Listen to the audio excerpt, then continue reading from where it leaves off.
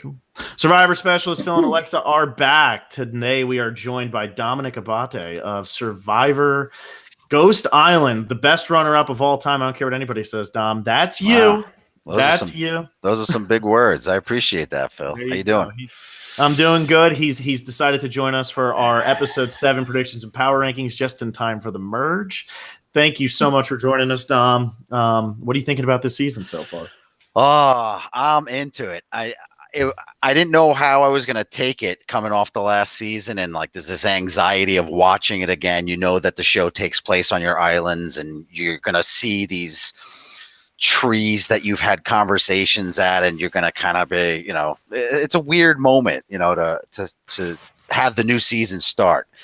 But it's part of the transition, I'd like to say, the transition out of the game where you kind of like pass that torch on and hand it to the next crew. And I mean, I don't know about you guys, but this cast is amazing. I think they're so good. I'm on board with all of them, and so far I think the season's been great. Yeah, it's definitely been, no offense, it's been an improvement over Ghost Island for the most part. Yeah. Don't know if it's going to end the same way that yours ended. I don't know if we'll get quite that amount of drama in the finale. But yeah, I think that this cast has just been really solid. And it's funny you bring up the thing with the trees, because when we had Adam on here the one time, I think it was Troyzan, when he was talking about Troyzan finding the idol, he was saying, that's my spot. I was there. Like, I was over there, like near that beach. That's my beach where you find the idol, not Troyzan's. You want to know what's so funny about you mentioning that is when Adam finds, I guess it's his second idol in the coconut husk or in the seashell that's in like that grovey area. I continuously passed an area on my beach that looked just like it. And that is where I found my coconut shell that had the fake David Wright idol in it. And I continuously searched that area. And it was only because it looked so familiar to me. And it's the same. I don't know. I'm not going to say it's the same exact spot where Adam found his, but it's the same type of shrubbery in where he found his. So that to me, I kept saying, I kept walking. If you even hear me say it in my episode when I did find it, I was like, this grove just kept calling me, and that's why it called me, because I've seen that grove before, and it was from Millennials Gen X season. So it's really weird.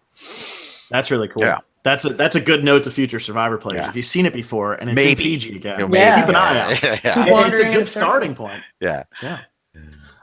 So that's what I think this season, though, so far. What's been working well is your season was very heavy around the idols. It was you and Wendell. It was your relationship, but mostly it was around the idols you guys had and how you were going to use them to navigate the game. And this season, the idols have kind of been secondary. Dan has 2, and we haven't heard all that much about Dan having 2. Davey has 1, and we haven't heard all that much about Davey having 1. So I think that they've done a good job. And I won't say that, what we saw on the screen, maybe there was more going on. Obviously there was more going on the island for you guys, but a lot of what we saw on the screen, it was you saying the same thing a lot, or Wendell saying the same thing a lot. And I feel like this season they've taken a step back from that a little bit. Yeah, you're definitely getting more opinions this season. You're hearing people's backstories a lot more. Like I think immediately you can say in the premiere how you knew the entire cast after the first episode, where in my season, you only got a taste of, 60-70% of us. And there were a few people that you didn't hear from. And it didn't necessarily end after the first episode in my season. There's a few people you didn't hear from for quite some time. I was getting worried about Allison this season because she started to go dark a little bit, but she came back to light, and she seems to possibly, very soon have a very apparent role in the season. I feel like for whatever reason, she maybe wasn't a big part of the storyline, but I have a feeling she's coming into the game now, and she's going to start to do something soon, especially with that relationship with Gabby. That to me is like screaming like something's going to happen there, so we'll talk about that. But yeah, I think I love the way you're really hearing from everybody. You're kind of getting some more than just 4 or 5 significant players in the game, and you're kind of hearing everyone's back. I mean, there are obviously people this season that are more highlighted than others, but at least they're not leaving people out for the most part. I feel good about that. I think it's been pretty fair so far. I think it might have been Phil who said this in our last predictions, but we're at a point where nearly anybody could win. I wouldn't be surprised to see 90% of the people who are still here winning, which is really cool. We haven't seen that in a while. Yeah, I'm confused myself. This like not to say that going into the merge, you can see who was going to win my season either. I don't think, but I think it seemed like maybe in my season there were some stronger. I mean, like everyone seemed so strong this season.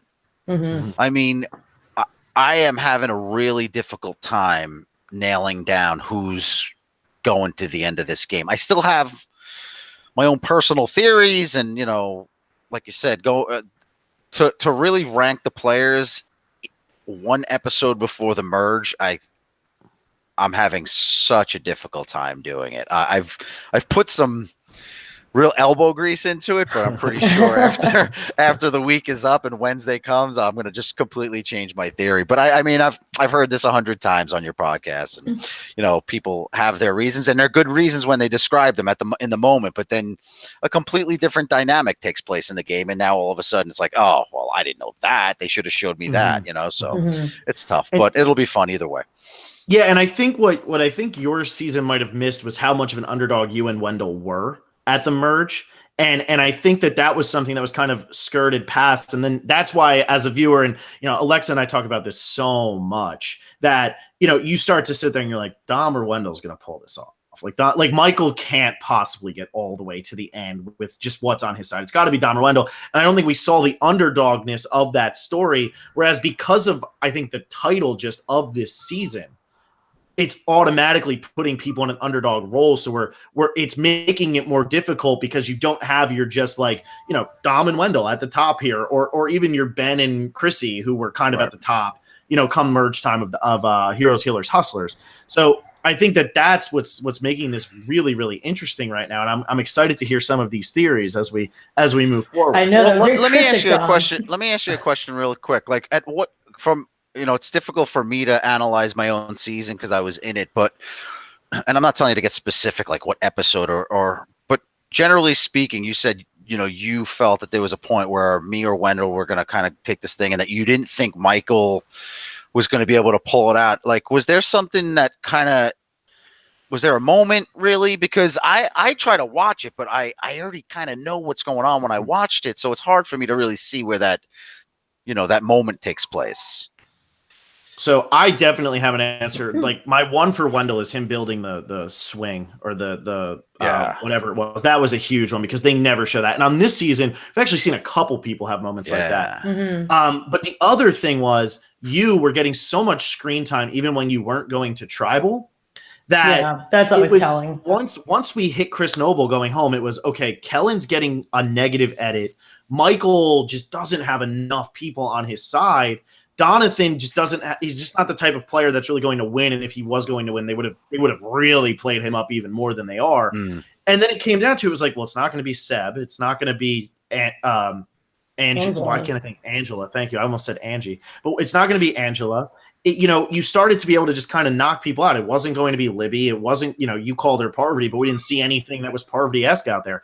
So I think that's what's doing it. And on this season, when you sit down and you try to say, okay, this person's definitely going to win. If I were to say to you, John Mundo is going to definitely win this game, you could sit there and go, well, he might, but let me tell you why Christian's going to win. And then Alexa could sit there and say, well, let me tell you why Gabby's going to win. And I think you could just go around the whole table. Yeah. It's just perspective. It's your own analysis. And for me, when doing these rankings, there's so many of them I have no idea about. So the only thing I can do that's probably different from what you guys can do is I can tell myself this player in the game reminds me of this player in my season. And I kind of remember how that person worked out. So that's really the only way I can kind of really make a serious judgment call on where I think they're going to finish in the game. It's not based on even editing at this point for me because I'm having a hard time with the edit. It seems like there's so many, candidates this season that it would make sense for them to have that, winners edit, as you call it. You know what I mean?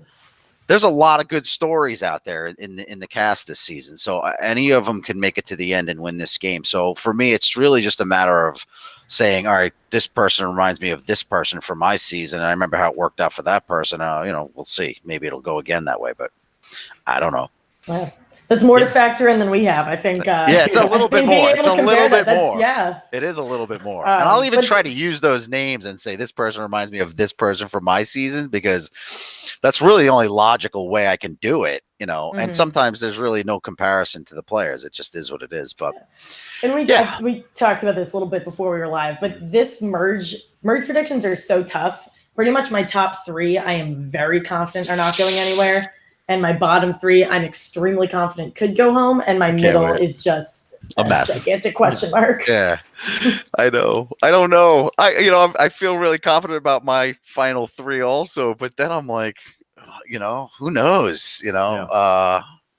But that's the fun of it, right? So we're here to have fun with it. And we'll see if you use your Survivor Island expertise and overthink it the way Bradley's currently overthinking with Gordon Holmes right now.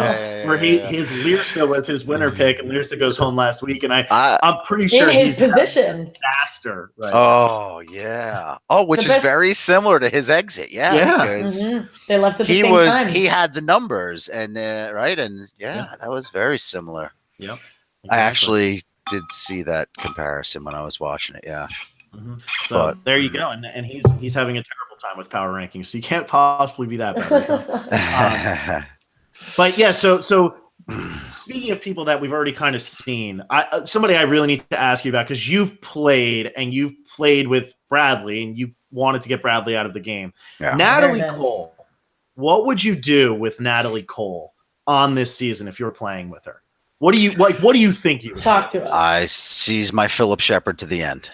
And that's why that's proof that Bradley didn't go home because of his attitude. Because I'm gonna keep, if he's really a son of a bitch in the game, I'm keeping him. Bradley's the way any of what they showed Bradley as in my season, like that we got rid of him because he was really harsh to some of the people in our camp. Not to say he wasn't, he did have that edge to him that like rubbed people the wrong way, but that's who I keep. That's the guy I'll go to the end with. It was his brain that scared the hell out of me. I can't tell you how many conversations we had, and he very nonchalantly would just throw like huge, not even statistics about Survivor, but just like past gameplay, and he would like say it with such precision, and I'm like, wow. So like if he's going to do something similar, he already knows the path he's going to take to get there. And I know he's good with Kellen, and I can't explain it, but the dynamic he had with Kellen, it wasn't just him and Kellen. Believe it or not, Wendell was in that pack. So even though it shows that the season was me and Wendell, me, Wendell, me, Wendell, if Bradley gets to the merge, it's me on the outs again, and it's Bradley, Kellen, and Wendell. I feel strongly about that. So I was happy I had Wendell on, like, really locked in with me, and I didn't want that little clique to reform itself. So for me, it was making sure Bradley stays out of that clique. And but it hurt me because he would have been a great person to take to the end, I felt. But brains takes over that. You know what I mean? Like I gotta make sure that the smartest guy in the game is not in the game. That's exactly. Yeah. Exactly. Yeah, because I look at I still can't tell if Mike White made the wrong move in voting out Natalie, because I think it's more useful if you vote out Lyrsa first than you vote out Angelina last week, because Angelina's a threat. And I don't feel like Natalie's a threat. Yeah, no. Mike White. He just was clearly uncomfortable. He was tired. I mean, unless there's things we didn't see, but from what we saw, Mike was just had enough. And I think in the back of his mind, he even thought he was doing, let's say they get to a merge. I think he thinks even his tribe, the Davids, would have been like, dude, thanks, man. Like, we didn't feel like dealing with her at the merge. I think that's what he thinks they're going to say. And they may say that. Their initial reaction when they see that she's gone, they'll be like, whew, we don't have to deal with Natalie. But I guarantee if you give these people time to think about it, they're going to be like, man, she would have been great to take to the end, because that's one person that's possibly not even getting a vote. And now a final 3 turns into a final 2. You know what I mean? So now that's how you want to play the game. You want to eliminate if you can go into a final three scenario where you don't even have one person getting any votes. And I'm not saying Natalie wouldn't have gotten any votes, but just from what we saw, it didn't really appear that she was liked by really anybody at that point. So if you can bring someone to the end that's, is really a null and void situation, now you just have to worry about beating one person. So for Mike to have taken her out versus, even Lursa, I just couldn't believe Natalie went home, and I was so shocked that Angelina stayed in the game. And that to me, I think was possibly a matter of convenience for, I think Mike was concerned going into the merge and whatever it was with the dynamic with everyone, the merge coming. And I was just really surprised to see that Angelina stayed in the game because she's a force to be reckoned with in this game for sure. Absolutely. Yeah. And that's where I'm at. I sit there and I say to myself, I don't think that the David versus Goliath numbers right now are actually going to come into play. It's 7-6, but I don't think that means anything. I don't think the Goliaths are going to just pick off the Davids one by one. It looks like a lot of the Davids have made inroads with the Goliaths. Yeah. We talked about Allison and Gabby already. We didn't even talk about Christian, Dan, and John yet. Right. There's a lot of things going on. And I almost wonder, and I don't know what Mike's, route to get to where he was in Hollywood was, but I know working under people who are just like Natalie was shown on that TV, I like to think I could work with them, but at the same time, after having worked through that part of my life already, I think I probably would have just been like, wait, this is giving me PTSD. I need to get rid of this person. And I wonder if he had a similar reaction to that. You think almost it could almost be compared see, that's what I'm saying. He seems to be a really big fan of the show. Anyone that's a big fan, but you know what? It really depends on your threshold for pain. Because if Natalie was really causing you that much discomfort, you know what I mean? And again, we're talking about 2 episodes ago with the Natalie vote. For him to have taken her out, for her to have just gone out of that game, it just shows me that people, it just shows different levels of being able to deal with discomfort, and if she's bringing discomfort to camp, then that's one reason to do it. But I think Mike's decision, and really, was it up to Mike this week, or it came down to Nick? Really, right? I mean, it came down to Nick, but they made it about Mike. I think so too. But I think it was both of them. I think it was really equal. Yeah, it was because it was Angelina versus Lyrsa, so it really came down to the two of them deciding which way they wanted to go. But that shows you now that Mike and Nick have a bond. I mean, we saw that they formed an alliance already, right? The Rock and Roll Alliance. But I think it's pretty strong. And what's crazy about Nick's game is that he really does have these alliances with all these different people. And the fact that he created all these one-on-one tight bonds early in the game, he really can lean on those throughout the game now. That's why I think he's a huge player in this game too. I think he's going to the end, and he may take it as far as I'm concerned. But there's so much to talk about. I start on one topic and it takes me to another thing. You know what I mean? But let's try to stay on course here. Well, that's okay. I mean, we're now 15 minutes in. We haven't said one thing about a power ranking yet. So this is good. This is natural. It's natural. It's natural. I don't want to break up the mojo that normally go. Normally, people on Sundays are like, "Oh, great, Phil and Alex are going to talk about stuff they don't understand still and pretend that they know what they're talking about." Why are we about. listening to them again? You guys are very well versed in the game. Well, we like to think that so. is just too darn nice. Well, I can keep this going. I can keep this flow going. Let's do it. I actually have Mike as my number one, which I was not expecting, and clearly Dom wasn't either. I originally had him floating around 6 or 7, but I think Mike and Nick are in 2 of the best positions going into this merge. And Dom, I really want to hear what your thoughts are on naming alliances, because Phil and I have both been very passionate about how we feel about these different names. But I think Mike is fine. I think it helps that Natalie was the first one gone out of that Jabeni tribe, because any anger at Mike voting out a Goliath, that's had time to simmer. That's had time to sit down a little bit. And he's kind of the David of these Goliaths. And I think if anybody can immerse himself seamlessly into this group of Davids, even though I don't think it's going to be so black and white, it's him. And I think no one's fearful of him. There's no celebrity thought whatsoever. And I think people aren't threatened by him. And I think people don't see a reason to be threatened by him. And he doesn't seem like the guy who's going to put everyone in a big circle and say, this is who we're voting out. We're getting rid of Angelina. We're going 110% in. He won't show it that way, but I think he could still be the one to make the decision, and it won't look like it was him. And I think that's a good position to be in at this point. That's just the way you described it. Like we said, like if you can put it in your perspective, and now your perspective is changing my perspective a little bit. I agree with most of what you're saying. I think Mike's playing a real. And by the way, do power rankings start at 1 and work our way that way, or yeah, we one is save the drama for who we think's going to go home. Yeah. Okay, even though it's very obvious who we think. Really, I wonder if because I don't think my answer is that. Going to be that popular, but that's good because Phil and I have made a very. We made our call of who the merge was going to be before the season started. I can't wait. I can't wait to hear this. All right, so my thoughts on Mike is that he's playing a very good game. He's subtle.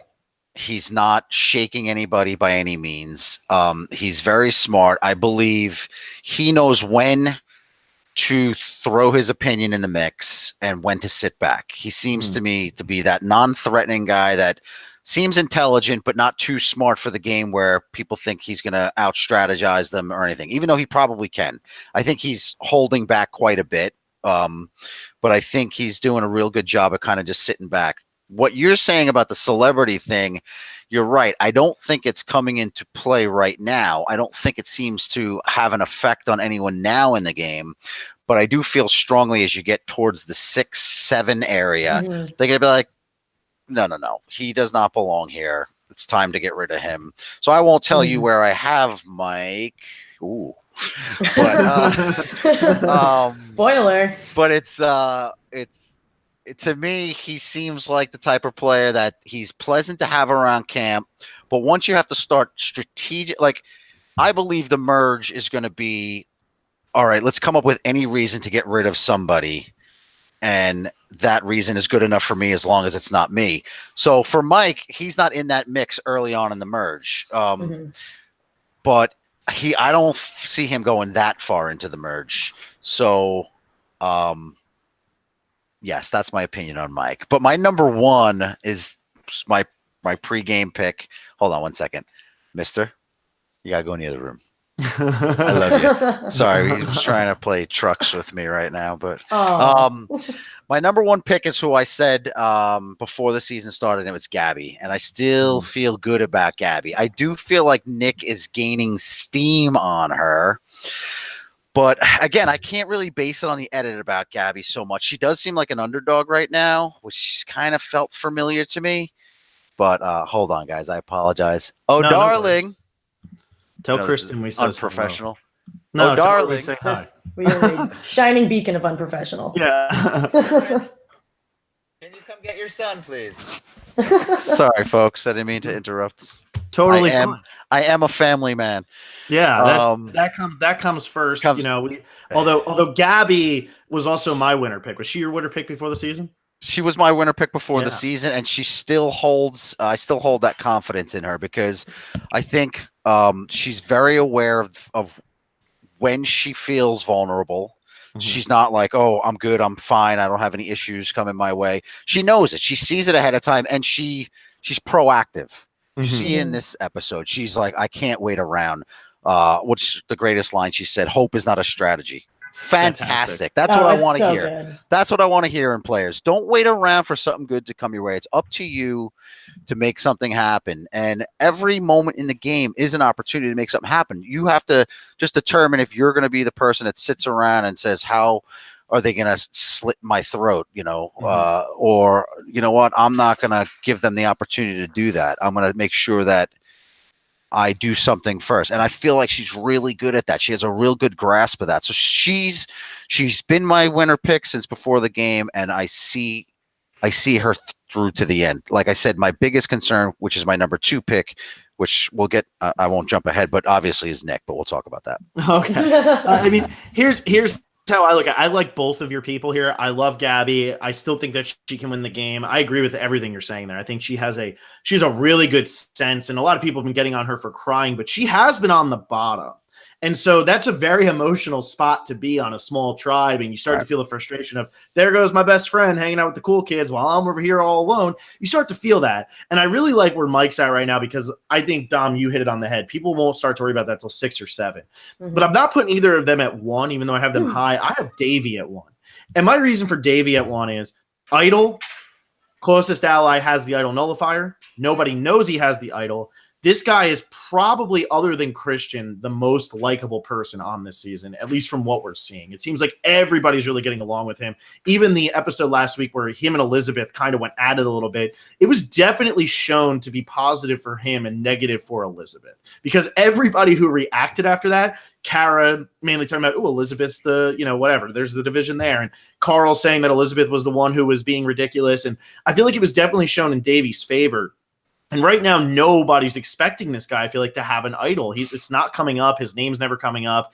And I really like that. I feel like he has a connection with a lot of people out there, too, coming into this merge, because he's gone to tribal council with Alec. He's gone to tribal council with Kara, and he's gone to tribal council with all of the Davids who are still left. I think he's in a really good position. Is he going to win? I don't know. I feel like he's definitely somebody who can, but there's something about Davey that just screams like 4th or 5th place. But I really, really, really like Davey. Yeah, I do too. I love Davey. I think he's awesome. He reminds me a lot of Wendell. He's got a lot of that likability factor in him, but he's also he seems sharp too and very aware of what's going on around him. And I think self-awareness is a huge characteristic of this game that you need to have. And he seems to have it. He has an idol. And like you said, Carl is probably the only person that knows he has it. And Carl's probably sharing with him, oh, guess what I have? You have that. I have this. The two of us could do some serious damage. The only fear I have of that is, if you're saying that they need to work together for Davey to get to the end, is that Carl, I think if anything, I have Carl going pretty early at the merge, but if anyone's going to save him, it will be Davey, because Davey seems like someone that's going to go towards the end. And if anyone's going to have, in other words, if Carl is going to go early, Davey's going to know of it. You know what I mean? Mm-hmm. So something crafty could happen with Davey and the idol, and he might get some intel or whatever it may be. But I'm having such a hard time. I really need to see that merge episode, because I could make a case for anything and everything, but I know we're having fun with this, so I'll try to stick to one train of thought. But I mean, as you say what you say, I see what you're saying. But I have Davey up pretty high. I do have Davey up pretty high. I think we're probably going to have similar low people. You just mentioned the thing about Carl. I do have him a little bit lower in my rankings. Yeah. So I think that we're going to have some similar low end people, because it's people who have gotten everybody's a part of this season. And that's what I've been saying all along. Your season had great lead characters, but it didn't have very good supporting characters. And this season has really good supporting characters. And I think that's a key. Yeah. You don't necessarily need everybody getting 15 confessionals every episode. Right. You're never going to have an even season. But Carl is a really good supporting character. And even somebody like Allison is a good supporting character. Dan almost feels like a supporting character, even though he should be a lead. Yeah. And I think that's what's going on with this season. So I look at who the lead characters are, and that's who I'm kind of putting towards my top here. Because I'm just having a hard time seeing but I'm having a hard time seeing who the lead characters are, though. You know what I mean? There's so many visible players this season. Like, so if anything, like John Hennigan seems like he's in the background, and he's a wrestler. He should be up front and center, and he's the guy that you see the least of, and it's crazy to me. And it almost, that makes me think, he might be going as like that early merge threat, that individual immunity challenge threat. So, like I said, I want to stick to where we're at here. All right. So I have Gabby as my 1. And so you're saying, Phil, you're saying that Davey is is your number 1. He's winning. Davey is my number 1 right now. Okay. I don't think now I'm saying at this point in the game, I don't think Davey's going to win, but at this point in the game, I do not see him going home So this is what. All right. So am I confusing my power rankings? Should it not be based on how I think the end result of the game is? We're just basing this on this week's episode. Yeah. Yeah. Well, that's tough because it really is just like who's going home. Pretty Right. much, yeah. Yeah, But much. most likely to least likely. It's least likely to go home versus most likely to go home. Pretty much. Okay, gotcha. Okay. Which, I mean, I think you're still on the track there because you said Gabby and then you said your number 2 is Nick. Yeah. I think, I mean, if I'm looking at Davey, he's not necessarily somebody I think can win, but like the people who I have around him are definitely people who I think can pull it off. I mean, we'll definitely hear who you think like your final 3 is. I want to know Dom's final 3. I'm kind of giving it to you in that order, and it's only because I really need to, and I'm not just saying this because it's a cop out, but as a person who's played the game, the dynamic of the game relies heavily on the dynamics of the relationships created at the merge. You know what I mean? That's where lines are drawn in the sand. If not at the merge episode itself, in the next following episode really starts to solidify it. And then by 2 episodes after, you know who's going where. Yeah. You know what I mean? So in the next 3 weeks, you're really going to, it'll be tremendously easier. Even with 10 players left in the game, you'll know. It'll be more clear cut. Like Wendell and Dom are kind of in control of the game. You know that you'll know who's controlling this game in the next 2-3 weeks. But this is what we have, and we got to play ball. So exactly. And by the time we get to that point, we don't need an expert Survivor player. We don't need. I'm so scared. Yeah, this is crazy because I'm like I want to be right. I feel like I have pressure to be right, but not really, right? No, not really. So this year, because Alexa 60 viewers right now, and they have a lot of pressure on it. Yeah, right. Because Alexa was doing a lot of the baseball stuff this year, we didn't have all of the survivors come on every weekend like we had done last season. And last season, the survivors lost to both Alexa and I. So there's no pressure here. Yeah. There's no pressure. It started off with Adam Klein putting somebody at like 4. I listened to that. Yes, I remember that. That was hilarious. So, Dom, who is getting second place in Survivor Season? I got Nick. I love his one-on-one relationships. I think all these individual alliances and naming them, and I know it sounds silly that he's naming them, but it makes it more intimate. And I know that sounds silly, but intimacy on an island is important, even if it's just a friendly intimacy. It's something you can latch onto. And when you're out there and you got nobody, you latch on to anything you can get your hands on. You know what I mean? And it seems to me that Nick is very good at being genuine. Even if he's not, he appears to be genuine in these one-on-ones that he has with people. And that to me screams winner. I mean, and he's self-aware, and I would completely understand if he won the game. Mm-hmm. So I have Gabby at 1, but I got Nick right on her tail. What makes you think Gabby wins it over Nick at this point? Since it seems like your Gabby is your winner pick still, what makes you think it's Gabby over Nick? I think it would be a combination of how she deliberates at final 3. Mm-hmm. I think people might have a softer place for her in their heart over him. Not by much, but by a little. I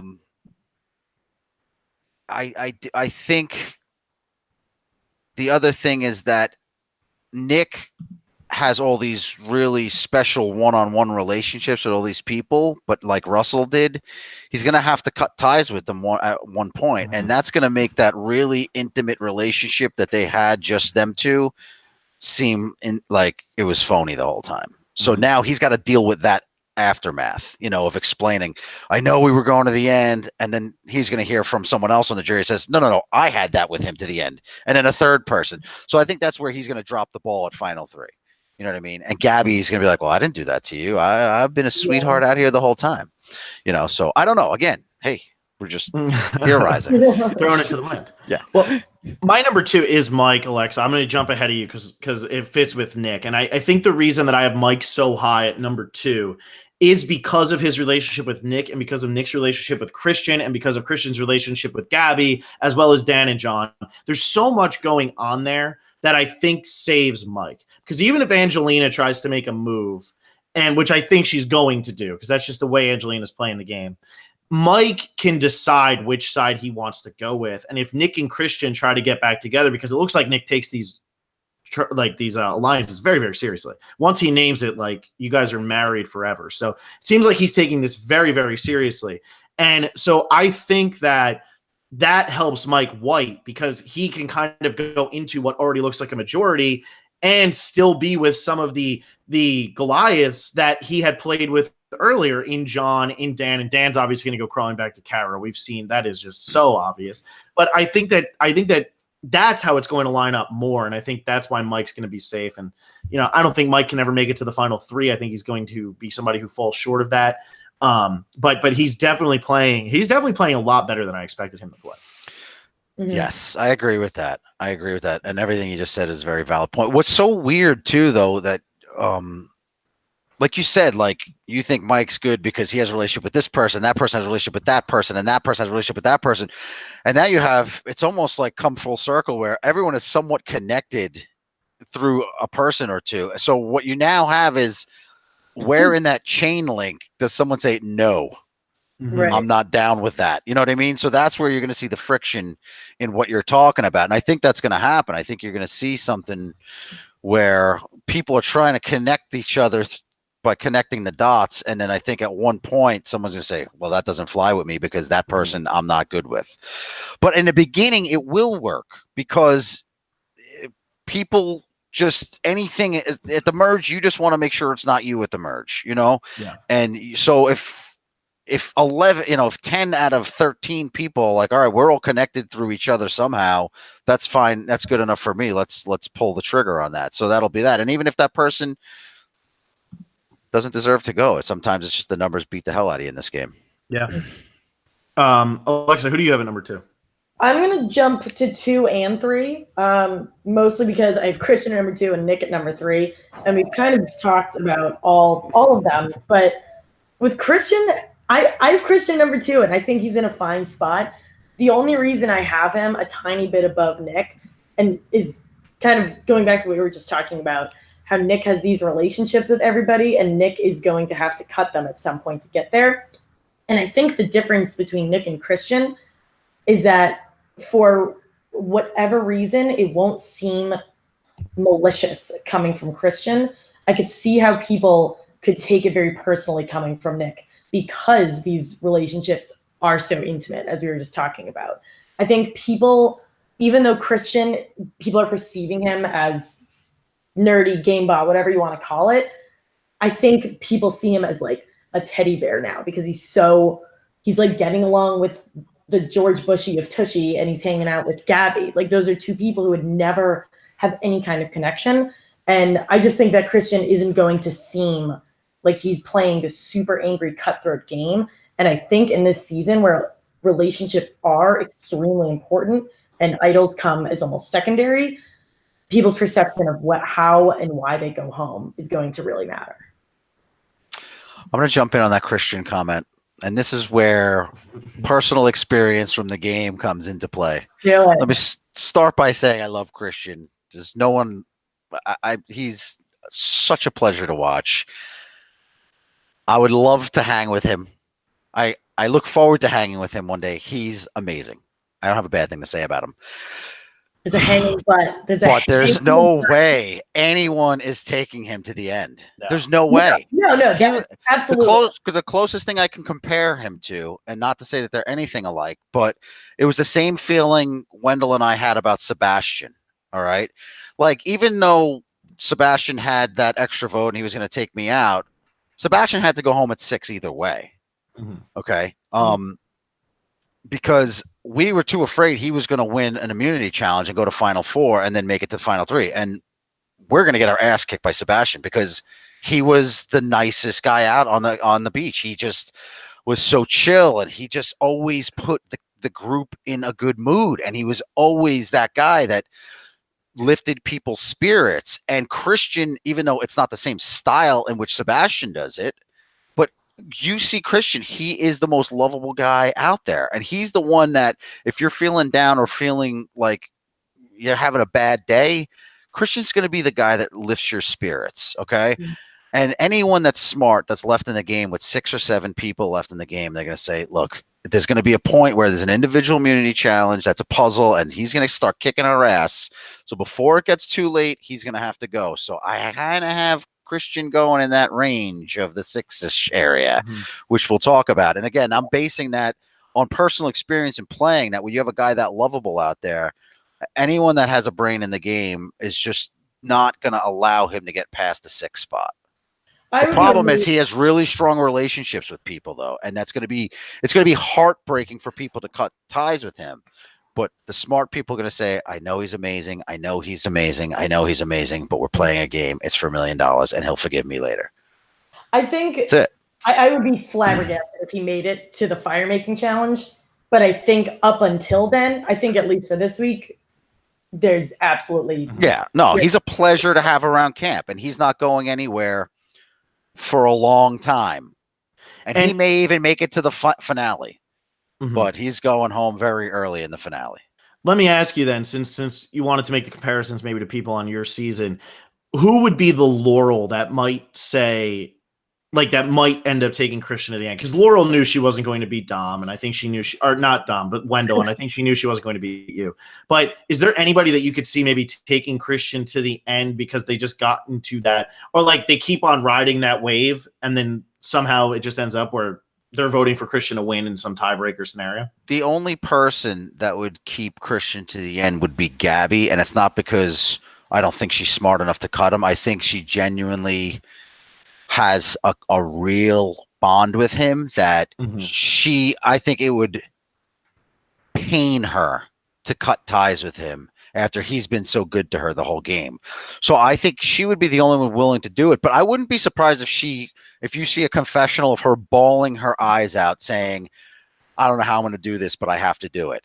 And not only because she's deciding to do it, but the people she's working with to get to the end of this game are going to say, Gabby, we love him too, but this has to happen.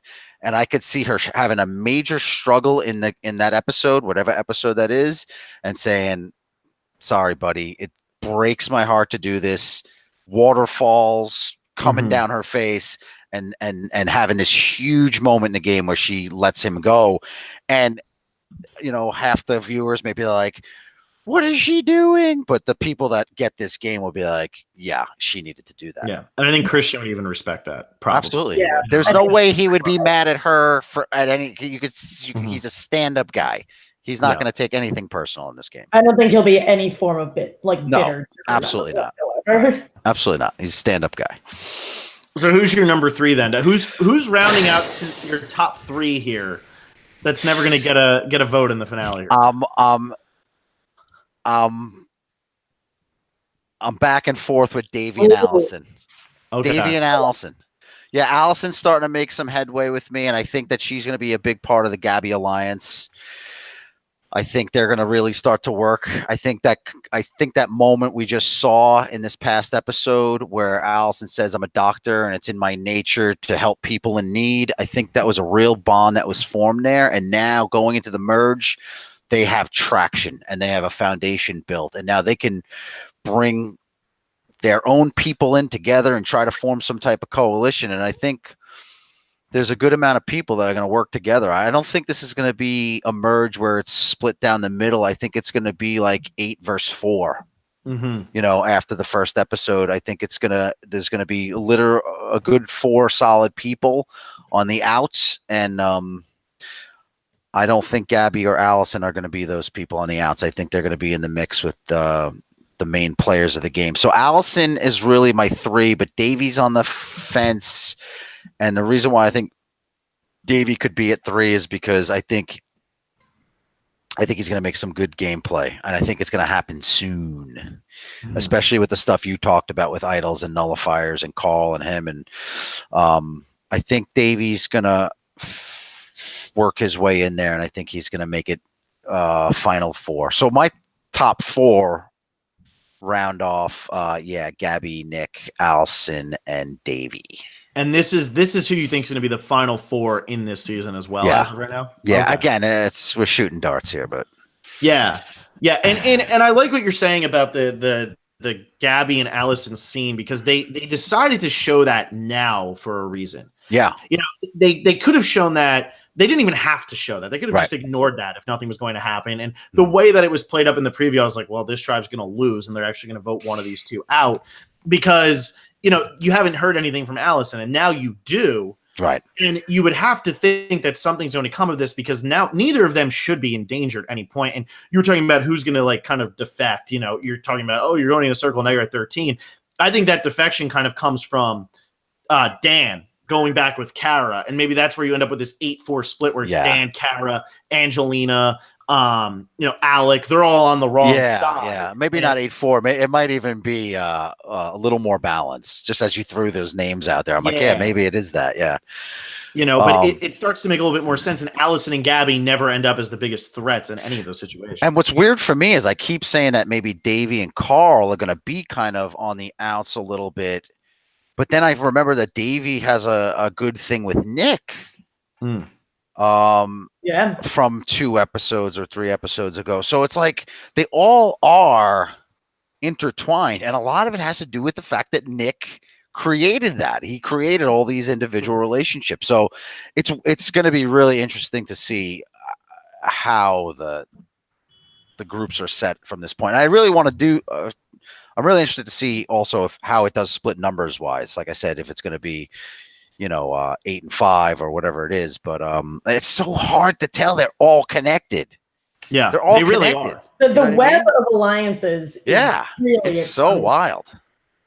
But that's why I'm saying lines do need to be drawn at one point. You know what I mean? You can't keep shuffling around this nonsense the way it's doing. And Nick's going to start to burn people, but that's why I think he's going to get to the end. But he's just going to have a real tough time at Final Tribal. And I keep going back with this. What I think it is also on Ghost Island, because it's just the most recent one, so it's easiest to say. We didn't really know where a lot of people stood. We didn't know why Chelsea was doing what she was doing. We didn't know why you voted out Bradley. We didn't know the real reason, at least. We didn't know where a lot of people stood. And on this season, it seems like we know where everybody stands, which means we know where nobody stands. Because we know too much. Yeah, but also the truth of the matter is it doesn't take much to get people to flip-flop. You know, you can create a scenario that, you know, you were locked and loaded. This is what we're doing, and this is our path to the end, and we're going. And sure, the Survivor gods throw monkey wrenches in there as well, and that has a huge impact on where tribal alliances will stand from that point. But then anything could happen. Like, you know, a player could have a meltdown, and now that meltdown, it could have been the most insignificant thing, but may have rubbed one person the wrong way. And that creates a domino effect that just makes the entire game make a complete 180. It's the craziest thing. And like I said, a lot of it has to do with exhaustion and hunger. And now, like, you know, 5 days earlier, you might not have been ticked off by a comment that someone said, or the fact that someone put your shoes in a certain place, or someone left their canteen and you're on top of your sleeping area. It's the littlest thing can rattle one person, and that one person can create a domino effect. So lines could be drawn all day, but the following episode, it can completely take a 180. Yeah, absolutely. So I'll catch up to you then, Dom, and then because I have Nick at 4, and we've already talked so much about Nick. And my 3 is Gabby. I think Gabby's in a really good spot now because she might not have bonded very well with Dan and John, but she doesn't need to bond with Dan because we know where Dan is going. Dan's story has been is finding idols. I need to get back to Kara. That's all his story has been. So he was never it didn't matter if she ever really forged a relationship with him. She has a relationship with everybody else, though. And I think her and John do have a relationship that maybe we're not seeing, because for as big and tough as John is, I think he is kind of soft. And, you know, I think he is somebody that you can approach. And, you know, I think that works in his favor. And I think Gabby probably has done a lot more than we've seen. And I just think that she had a pretty good relationship with, you know, Nick was trying to kind of throw Gabby under the bus, but that was so long ago at this point now. That was so long ago. And reasonable people can let that go. You know what I mean? Reasonable people say, all right, you know, that sucked, but, you know, and look I know you better now. I think Elizabeth has kind of made more negative leeway. I don't know the word, but she's the one who's kind of going the wrong way. Yes. And Nick would have aligned with Elizabeth at that point. And now I don't think many people are looking to align with Elizabeth, whereas I feel like people will align with Gabby going forward. So that's why I have her at 3 and Nick at 4. And also, I need Gabby to hang around because she's my winner pick and one of the only people surviving on my fantasy team, which is an absolute disaster. So I need her to hang around for a little bit. Okay. All right, Alexa, you're up. You're up. All right, I'm going to jump again because my 4 and 5 have already been talked about a lot. I have Davey at number 4 and Gabby at number 5. So again, we've kind of beaten them both. Same reasons for the most part. It's all the same reasons. I think with Davey, what jumps out to me the most about him is we can talk about how this entire pre-merge idols were so secondary, but there's an idol nullifier floating around. There's 3 idols floating around. They're coming. It's going to come. And this whole Dan with 2 idols and one of them already being extremely public knowledge, all of the heat is going to be on him. The fact that Davey has an idol that nobody knows about, and the fact that Carl is probably going to tell Davey about his advantage. Yeah, I think they both probably know. I think they both probably know about each other's merchandise. Why they do or decide not to show us that, again, maybe they don't. Who knows? But I would imagine they do. But it's hard to when they're in a small camp with 4 or 5 people, and they have not many people to talk to. When you develop a bond with somebody, it's like it's like a relief to just get something. It's terrible gameplay. I did it. I let everybody know everything I had, and it sounds terrible. It's not good gameplay, but it acted as a deterrent almost. It's weird. People are like, well, he's going to play it, so let's just think about somebody else. I'm like, all right. So I wonder if they haven't told each other yet, because I assume they would have showed us if they tell each other. But if they already did, I hope it comes up, because if I'm Davey and Carl tells me first, then as Davey, I'm thinking this guy's got to go because he's the only thing that can really stop me. And if I'm Carl and Davey tells me first, then Carl says I can keep him or get rid of him. Yeah, but if Davey's aligned with Carl, Davey is going to have a say in how to use it. You know what I mean? And the fact that Davey has an idol and doesn't tell Carl about his idol, and he acts as his number 1 ally, let's say in the game, Carl will never pull the trigger on Davey to use it. You know what I mean? So he will never suspect he even has one. But it's tricky. This nullifier thing is tricky, and I don't know exactly how I feel about it yet. I don't think Carl doesn't seem like the kind of player who would find out about his best ally having an idol and saying, well, now he's got to go. I think he doesn't seem that aggressive. I'm trying to think of he doesn't seem that aggressive. In that shoes. Yeah, maybe even he seems smart. Carl seems intelligent, but he just doesn't seem that aggressive to where, especially Davey, when you can confide in somebody, that's more important than I don't know. It's hard to compare it to me and Wendell. I knew he had idols. He knew I had idols. It was just like, how could I pull it off? It was a very difficult challenge to do it. And sometimes it's just easier. It's easier to say, you know what, why bother? We're working very well together. So I don't think those two would ever come after each other if they found out about each other's artillery. You know what I mean? I think that they would use it together. I think they would work as a team. Yeah. And so I wonder then, with everybody knowing about Dan's idol coming into this, do you think Carl ends up spilling the beans on this idol nullifier sooner to try to gain some people on his side? Or do you think he keeps it to himself? Because I can't get a read on Carl. I think he's smart. I also agree with you that he's not the most aggressive, but I can't get a read on him if he's somebody who's going to be sharing information or he's going to try to keep everything to himself. I can't get that read. Yeah. I feel like he's going to keep it to himself. Yeah, but you know what? If he runs it in his mind 25 times and doesn't really... If you can't figure out all right, I have this thing, and you play it in your mind over and over again, and you say to yourself, I don't know, you're going to confide in someone and say, look, I got this thing. What is your thoughts? Let's use this thing to our advantage. And now if you bring Davey in the mix, Davey just has a different point of view, and Davey also knows things that Carl doesn't know. So now he can bring his own intel into the game and say, Carl, this is what we need to do. Let's let's pull the trigger on this person or whatever it is. It's hard to tell if it's like, does this nullifier mean that they're going to try to build a case against Dan so that he intentionally plays it so that Carl can pull the trigger on it? Like, we don't know how it's, and the thing is, if you do have someone with a nullifier, you want an aggressive player with a nullifier. You want someone that's going to say, look, I have this nullifier. I want to put it to use and I want it to be effective. So in doing that, I have to build up a coalition against one person who I know has the idol, make it so that they play it, and then make it so that I can negate it. That's a lot of work one person has to do. That's a lot of work one person has to do.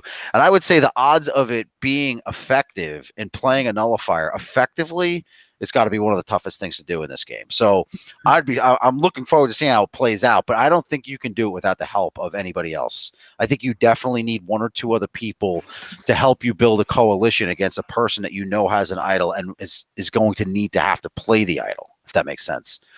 Yeah. And I think the one thing that could work in Carl and Davey's favor right now is I do think, just from what I said before and I convinced myself, I feel like Dan's going to end up on the wrong side of the numbers here. So even if Dan's not the first one to go or the second one to go, there's going to be a tribal where Dan knows he's going home and Dan's going to play the idol and everybody's going to know he has that idol. Are we jumping to 13 already? Because I'm ready to talk about it. I feel like I know where your head's at here, but we're not quite there yet. You know, we have to go through me talking about Christian at my number 5 to just be Christian at my number 5. I love Christian. I agree with you. I think 5th actually is like not a bad spot for Christian to maybe finish. You know, this might be something that lines up with, he's my power ranking number 5 right now. They're talking about him going home in the preview. He's not going home. He's not the merge boot of the season. It's just not going to happen. You know, it's, when merge boots are coming, or there's somebody who's kind of had a weird edit or a really aggressive edit. And Christian's edit has seemed very normal for who Christian is and the type of player Christian is. So I think that Christian's going to be fine. I really, really like Christian. And I hope that him and Nick and Gabby and Mike, I would love to see the 4 of them. Those are like your 4 biggest Goliaths on this season. I would like to see the 4 or Davids. I'm sorry. I'd like to see the 4 of them kind of do something here. I kind of have Christian at 5 as well. I had him at 6 to compare it to the Sebastian thing at 6.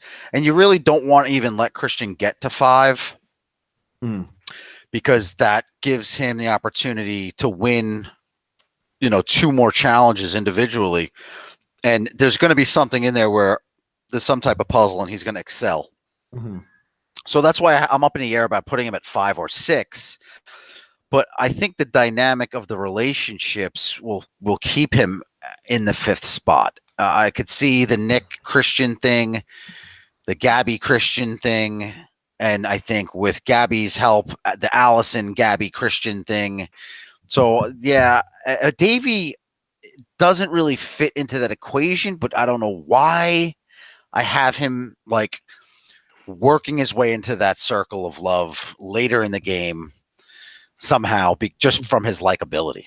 I don't know. This is damn hard. It's really hard. And Davey's kind of like you said, he's not in that main core. He's not in that now, but I see him working his way into it later. You know he's what I mean? Somehow still fine, even though he's not with them. Yeah. Somehow he gets in there. Somehow because I think Carl goes. I think some of his other first of all, I think he has a relationship with Nick that's going to play out, and I think I think Davey's with Elizabeth, has been with Elizabeth for a while now, but I think Elizabeth's going to take a nap sooner than later. And he's not going to have her to lean on. And I think Carl is going to also, which is going to force Davey into working with Nick and that group of people later in the game. Tough. So, So I'm going to put Christian at 5 also, but it could be 6 for me. But the 5 and 6 area. I'll go with 5 for Christian as well. Okay. Yeah, it's scary. But it's scary. It's scary. I don't feel like it's scary this week. Right. I know. I keep basing it on the finale. If you're trying to predict like the final 13, which by the way, that would be incredible. Well done. If you got it's just the only way I know how to do this. It's the only way I know how to do this. You're looking at it as like NFL. I'm looking at it as I know how each episode is going to play out. Yeah, there you go. That's fine too.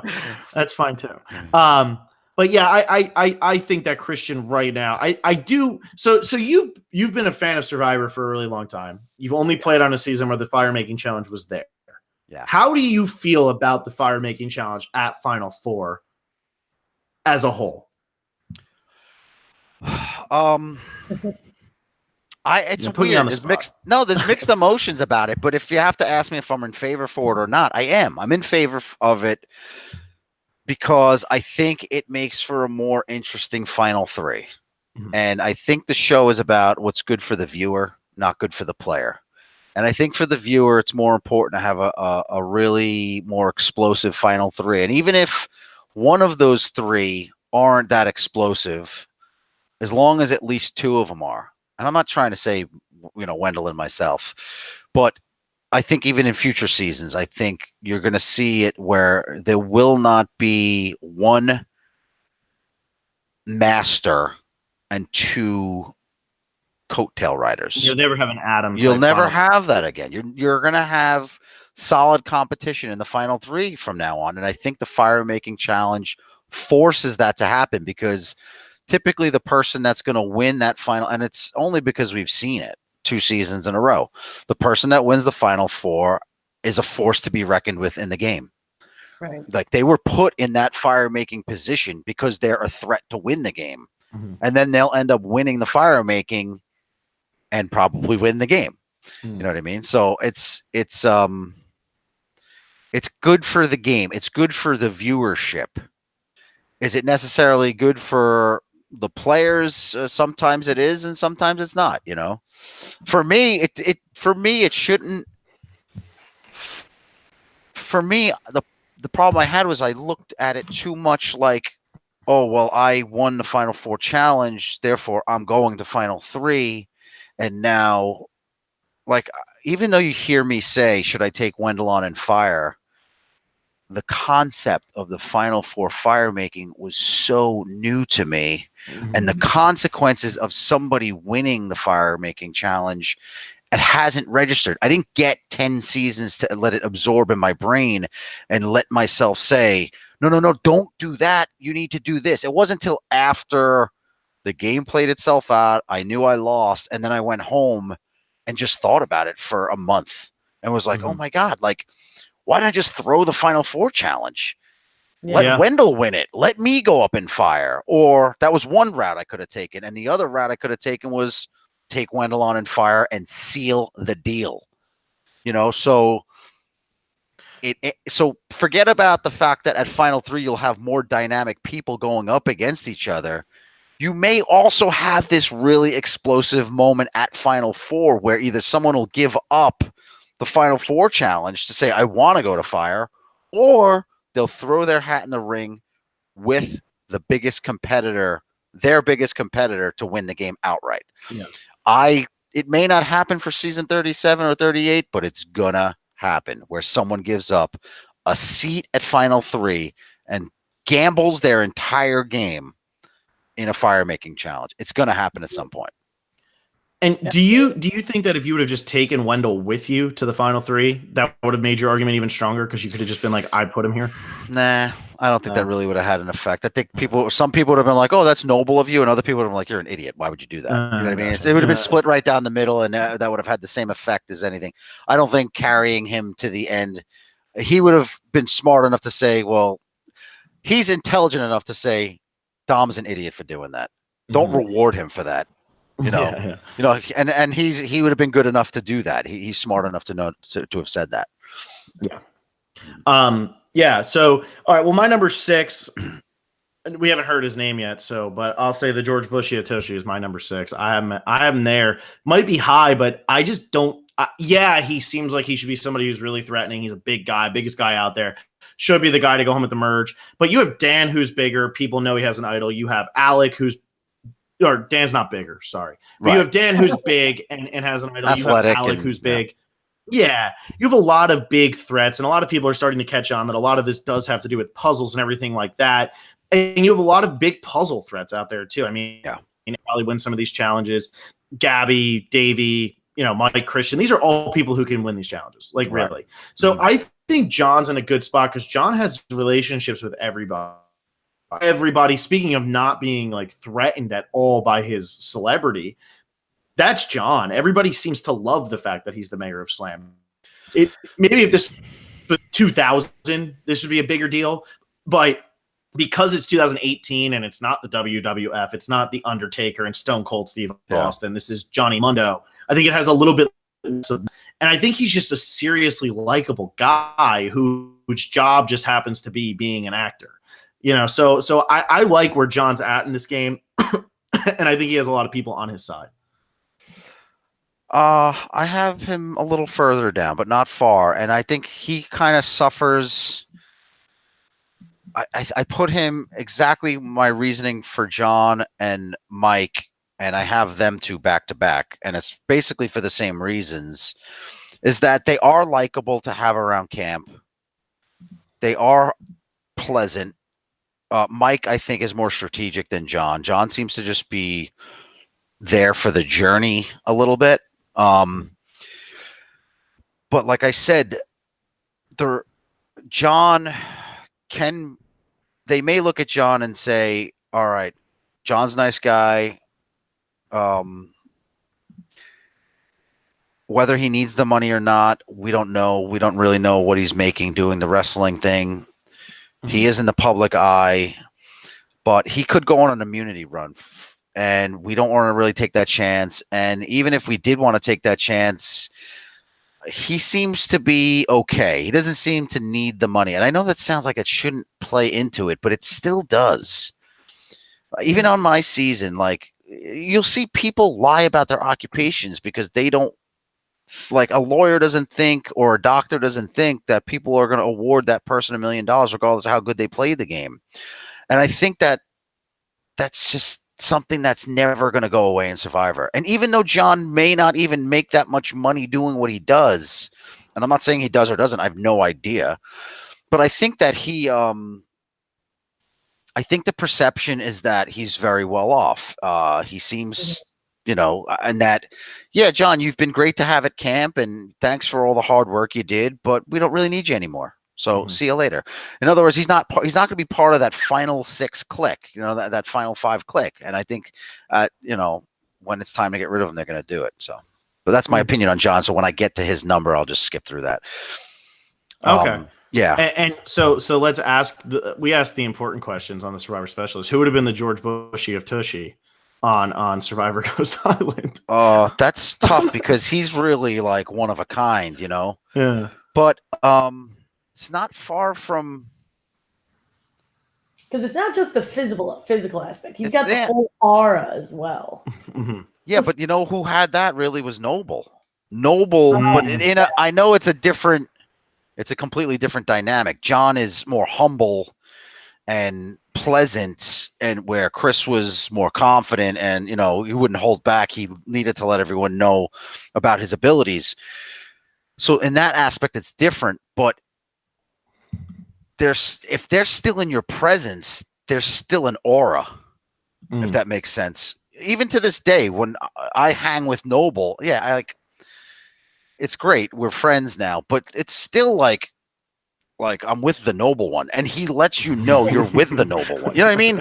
Like, people around us are gonna know, like, we're with someone of some type of stature. Yeah. Like, he's not just your everyday guy. And I think John has that same thing where even as humble as he's keeping his game and he's pulling back and he's not really talking much strategy, he's just broing out with everybody, he still has that aura about him that at some point, some of the more strategic, even let's say nerdy type players are going to be like, John's a very nice guy. We really do like him, but yeah, we don't really need him anymore. So it's time for him to go. So I don't really have him that far up. I have him in the 8th spot, but we'll get to that later. Alexa, who do you have at 6? I have Allison at number 6. I purposely dropped her right in the middle. Allison was my winner pick, and I'm feeling a little shaky on it just because of the lack of content we saw from her up until last week. But I think the exchange between her and Gabby was both of them came out looking positive, but Allison had the entire doctor conversation, which everything I've read online, people are saying that. And there have been so many doctors on Survivor, but you haven't really seen any of them display or talk about the bedside manner aspect of being a doctor. And I think that's probably the best part of being a doctor on Survivor. And so I think her having a strong sense of empathy is going to get her very far. What makes me nervous for her on the flip side is half of her conversation with us, the viewers, was, I got to make my move. This is my time. I don't trust Dan. And when you have that mindset of like, I got to make this big move at the merge, I think that's going to freak people out. So to me, Allison's placement kind of depends on whether or not she's going to hang back and let this merge boot happen, or if she wants to spearhead it. Take the reins. Yeah. That's an interesting point. I agree with that too. But I don't think she can. I think she needs to sit back. I think she's smart enough to. I think she knows. Yeah. Yeah, I think that if somebody's going to, like, I think that there are people who want to take the reins on the show, and I think Allison knows she doesn't necessarily need to in order to win. So I think she'll let things happen, but I think she also knows that, yes, you have to have some sort of resume, but you don't have to be the one who controlled every single move. Right. And win the game. Right. And that's how I felt too at a point in the game. I think you saw where I was like, all right, I did a lot the last two, I think for the Bradley vote and then the Chris vote. And then I was like, all right, I'm going to sit back because people think I'm running the show here. So that's what you need to do. You need to know when to step back and take a breather and let someone else be in the spotlight for a little bit. And you're right. I think Allison is the one for that. Mm-hmm. Did I give my 6 yet? No, you haven't. No. All right. So this one for me, and I have Angelina at 6, but whoa. I know it sounds Angelina crazy. Now you guys probably have her like she's leaving soon because she's. Remember how we said that we had a merge boot before the game even started? All right, so it's her. It's her. Let me say something. I have her at 6, but I don't. She's not going anywhere. She could. All right. So how I view Angelina is I have her at 6, and the reason why I have her at 6 is because I don't see how she's fitting into that whole. I'm looking down at my notes. Don't think I'm.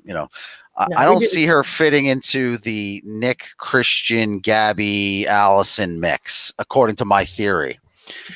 But she could spearhead her own coalition. And those 5 others I just mentioned could not be there at all. And it could be Angelina with her own team. And Angelina sitting there. So I think just to hedge my bet a little bit, I'm putting Angelina in the 6th spot. Now, of course, she could go home as the merge boot.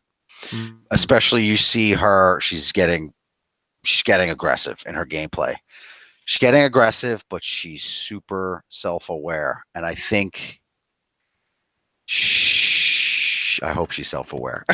Yeah, I don't know about that, Dom. Yeah, I don't know about that. I thought she was. She's she did not give a good display this week. No, she definitely came off a bit harsh.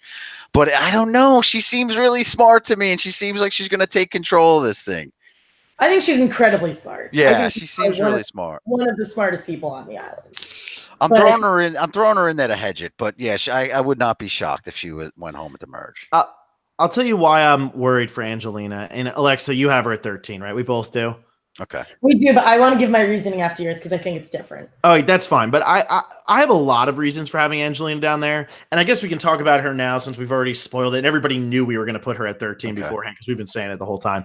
But my thing with Angelina is she's gotten a sort of villainous edit. I mean, right from the beginning, it was her laughing at the Davids coming up onto the boat, underestimating them.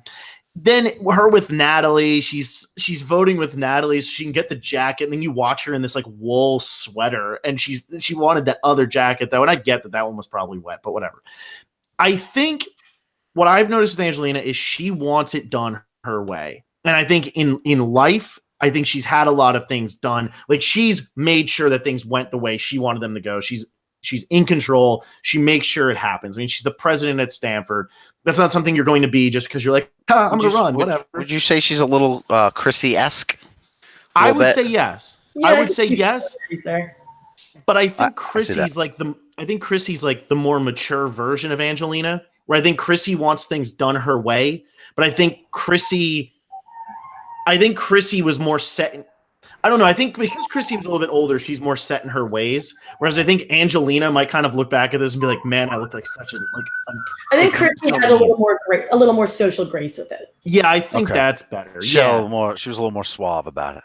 Yeah, and has been doing this her whole life. Doing this sounds so bad, but Chrissy has had time to. Yeah, I mean, Angelina doesn't seem like it's her first rodeo, though. She definitely seems life experience, and she seems to have a grasp on things. I know you guys are calling her out first boot. I hope she's not, because I am loving her. Well, I have my theory that she can. That once she gets back with her Davids, her Goliaths, that she's gonna have, the Kara and the Alec and like all her people again. And I think she's may have even pulled in, or even through other arms of relationships, I could see that side taking the numbers. You can make a case for either of them. I don't see Angelina working with the Christian Gabby group, though. Mm-hmm. I don't see that happening. That's why I think she's in trouble, though. Yeah, but Angelina has the ability to pull numbers on her side. What is the numbers going into the merge from Davids versus Goliaths? It's 7 Goliaths, 6 Davids. 6 Davids. Okay, so okay. One more Goliath. Yeah, so I mean, Angelina got them to get rid of Jeremy instead. And don't forget that Mike and Nick went with Angelina. So even though it sounded like they were, not hot about her, I mean, they did make a really severe point, like, wow, this girl cut your throat for a coat. Like, all right, like, see what we're dealing with. We get it now. She's obviously here to play the game. So it's not like they're not aware of her strategic gameplay. Yeah, you're right. She could go home next. Damn it. I don't know. Well, it's going to be fun to watch. Well, all of my rankings moving forward, a lot of them have to do with how many friends people have. And for me, it's not Angelina's Angelina's way of strategy that makes me scared for her. It's really just the fact that she doesn't have any best friends for me. She has, I don't know if everyone's sitting in a circle and they go, what about Angelina? Who is going to pipe up and say, no, I want to keep her here? I can't think of anyone who would say that. Are you okay? So that's what makes me nervous for her. I also think I think for someone to throw Angelina's name out there, in other words, if Angelina catches wind that you're coming after her, that you're about to battle with Angelina. So, I mean, there's people that'll have side conversations like Mike and Nick were like, wow, could you believe Angelina, blah, blah, blah. But you'll never, I'm not sure if one of them are prepared to say, she needs to go. We need to make it happen. Because I think out of the remaining players that know she's in the game, and even though she's starting to catch wind, that I don't know if she's catching wind. Maybe she thinks she's completely safe. But she's not someone you want to roll with. You don't want to rumble with her. You know what I mean? And the person that's going to take Angelina on has to know that they're going to be in the spotlight when they throw down the gauntlet to take Angelina on. You know what I mean? And if whether they succeed or fail, even if they take Angelina out, now the person that spearheaded that mission now becomes a threat because they're the one that took Angelina out of the game. So I don't know, out of the players in there, I'm not saying none of them are brave enough to do it. I just don't know. It's almost like you need someone as ballsy as Angelina to take on Angelina, if that makes any sense. Like, name one person. Yeah, you're right. That's a good point. You know what I mean? I know that because, like, when I took on Noble, like, I knew I was like, all right, this is happening. Like, I don't want to be in this spotlight this early in the game, but I have to deal with this now. You know what I mean? And then when it lasted as many weeks as it did, because we kept winning, that's what brought my, my status in the game, that I'm this player, because I had this battle that went on for so long. So if you end up having this long battle with Angelina and you're not able to nip it in the bud after 1 week, you're going to become that person, that highlighted character that is a force to be reckoned with in the game. It's just something I picked up on. Like, I thought about it when I saw Angelina and the way she is. Like, I wouldn't want to mess with her in the game. She seems like she's on point and she's ready to fight. The question is she aware of the fact that anyone's even thinking that she's strategic at this point? That's the thing. Yeah, I don't think she's aware of it. But sorry, Phil, you go ahead. I just don't think that she even realized how close she was to going home last week. Right, and she may not have. But then again, all it takes is one of those moments like it was for Wendell and I when Morgan went home to open your eyes and say, whoa, I have so Angelina has not been in the position to have been blindsided yet. It takes a blindside for you to decide to play a completely new game. So she hasn't been through that. You're right. And what'll happen with Angelina is, you're right, she'll either go home very soon or she'll have a huge scare where she gets like 4 or 5 votes for her. And then she's be like, holy shit, I'm obviously not seeing something. And then she'll bring a new level, a new type of game to it. But who the hell knows? You bring up a good point with people not wanting to take her on. Yeah. I think the people who would throw her name out are either people who haven't played with her yet, like a Christian or a Gabby, or Mike, because Mike already took on Natalie and he won. And if you could beat Natalie at that game, Angelina's. Yeah, I tell you what, I agree with that. I think if anyone's gonna get the Angelina ball rolling, it's gonna be Mike. And Mike has the ability to do it because he can go back to the remainder of the tribe and be like, guys, this is what's been going on. Like, she's been like really aggressive and she's been like willing to cut people's throats over a coat. And like, we're dealing with fire here. We need to start to think about doing something. So I think Mike has I don't want to say the maturity level, because obviously other mature people, but almost like the game maturity to understand and the ability to deliver the message to the group without coming off too aggressive as a player. You know what I mean? He's able to deliver the message and then walk away from it and let it unravel. Yeah, and here's something too, Dom, because you got a lot of flack for this on your season. You have a very strong voice. You're very loud. You're very that whole Sebastian thing. It was very loud, and people gave you a lot of crap at tribal councils. You were so in everybody's face. Sure. Something about Mike's voice when he talks, it's so unthreatening. Right. That I actually think it works in his favor, because he's kind of just the guy who it's like I don't want to say he's whining, but it sounds kind of like he's very insecure, even though I think he's a very secure guy. Yeah.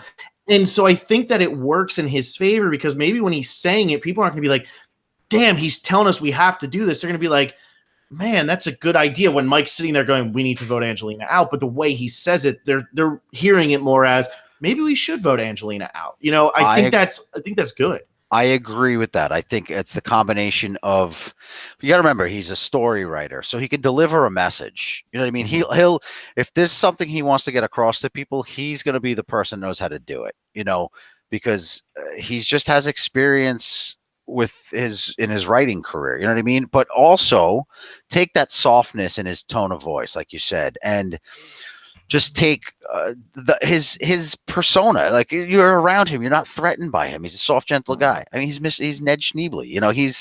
He's just that guy. He's just really calm, and you feel like you can have a conversation with him, and you don't have to worry that he's going to go run off and throw you under the bus. At least that's the perception he gives me. You know what I mean? But will Mike plant a seed, or will Mike take the bull by the horns and say, we need to start a coalition and do this? And I think he's more of a seed planter. He'll just drop hints here and there and get people's minds rolling, and then let them come to him and be like, Mike, we're ready to do this. I don't know who's going to do it. I don't know who's going to be the person to say, let's take Angelina on. Or I could be wrong. We could go with the episode and everyone's like, Angelina's got to go. Angelina's got to go. Well, and it's funny, because everything we've talked about so far, Alexa's saying you don't have anybody who's going to stand up for you necessarily if your name comes up. And then you saying, well, she's never been betrayed. If you look at the most recent merge boots, Noble had never been betrayed before. But that was his first. That was his first tribal. That's what I mean, though. So he had never been betrayed, so he let his guard down. I think Angelina could also do that. Yeah. And in 35, it was Jessica. She was somebody who nobody was really going to be like, oh, we can't get rid of Jessica. Right. Nobody was, Cole was her best friend, but Cole wasn't Jessica. Jessica was just like collateral damage, right? Kind of like yeah. And before that, it was Haley. Yeah. Same situation. So I think that Angelina could fall into that category of no best friend, never been betrayed. She's kind of the best of both worlds hitting together. I mean, look at Michelle Schubert back in 33. Yeah. She goes home at the merge because there was nobody, like people had played with her, but nobody was like, Michelle's my girl. I got to take her all the way to the end. And that's where I'm feeling. I agree with Alexa on that. I'm not seeing who's going to sit there and say, Angelina can't go this week. And I do agree with you. Who wants to be the one to throw her name out there? Right. But I think if you can get enough people, word never has to get back to her. All right. So let me follow up then, and especially because it's the merge. So you don't want to be the first to go home at the merge. So starting a war with someone who's very smart, it's going to happen. I don't see it happening out of the gate. I think what's the easier vote is always the first vote at the merge. It's like, oh, that's easy. No one really has an issue with that. Yeah, I can justify that. Yeah, that makes sense. Yeah, this person's not really doing much for me. He's not really doing. In other words, it's going to be the person that has the least amount of relationships that's going to go. And like in my season, it's weird. Chris really didn't have solid I mean, he'll tell you he did. Chris had good relationships outside of the game, but nobody wanted to strategize with him. So like people would talk to Chris, be like, Chris, you're a good dude, and tell me about this and tell me about that. And Chris developed bonds and relationships with people, but nobody felt solid about like putting a coalition together with Chris because first of all, he was too honest. Yeah. He was, and he didn't have a problem with saying how he felt, and that scared people. So that was a good enough reason to not you want to get rid of Chris? Fine, no problem, because I'm not aligning with Chris ever, or you're not aligning. You know what I mean? So that's why for me, the merge episode is not necessarily about taking out the biggest threat the first boot at the merge. It's about like the least path of resistance. And not to say that the person who goes home at the merge doesn't retain some form of power. Like someone with an idol could go home at the merge boot, but that person just isn't really. Yeah, absolutely. Yeah, I can go on all day here. Yeah, and so my number 7, I have Carl, and as you're speaking about path of like least resistance here, Carl is somebody who I feel like could be an easy, just like he's kind of there. He hasn't gotten a huge edit. He's not really in anybody's face. Maybe he doesn't have the best friends. But the reason I have Carl up here more towards the middle is because of that nullifier. He's the first person to have the nullifier. We heard a lot about the nullifier before the season. I feel like something's going to happen with this nullifier, and maybe that's just the hopeful Survivor fan, hoping that we have a new twist that's actually pretty cool, that really does change the game.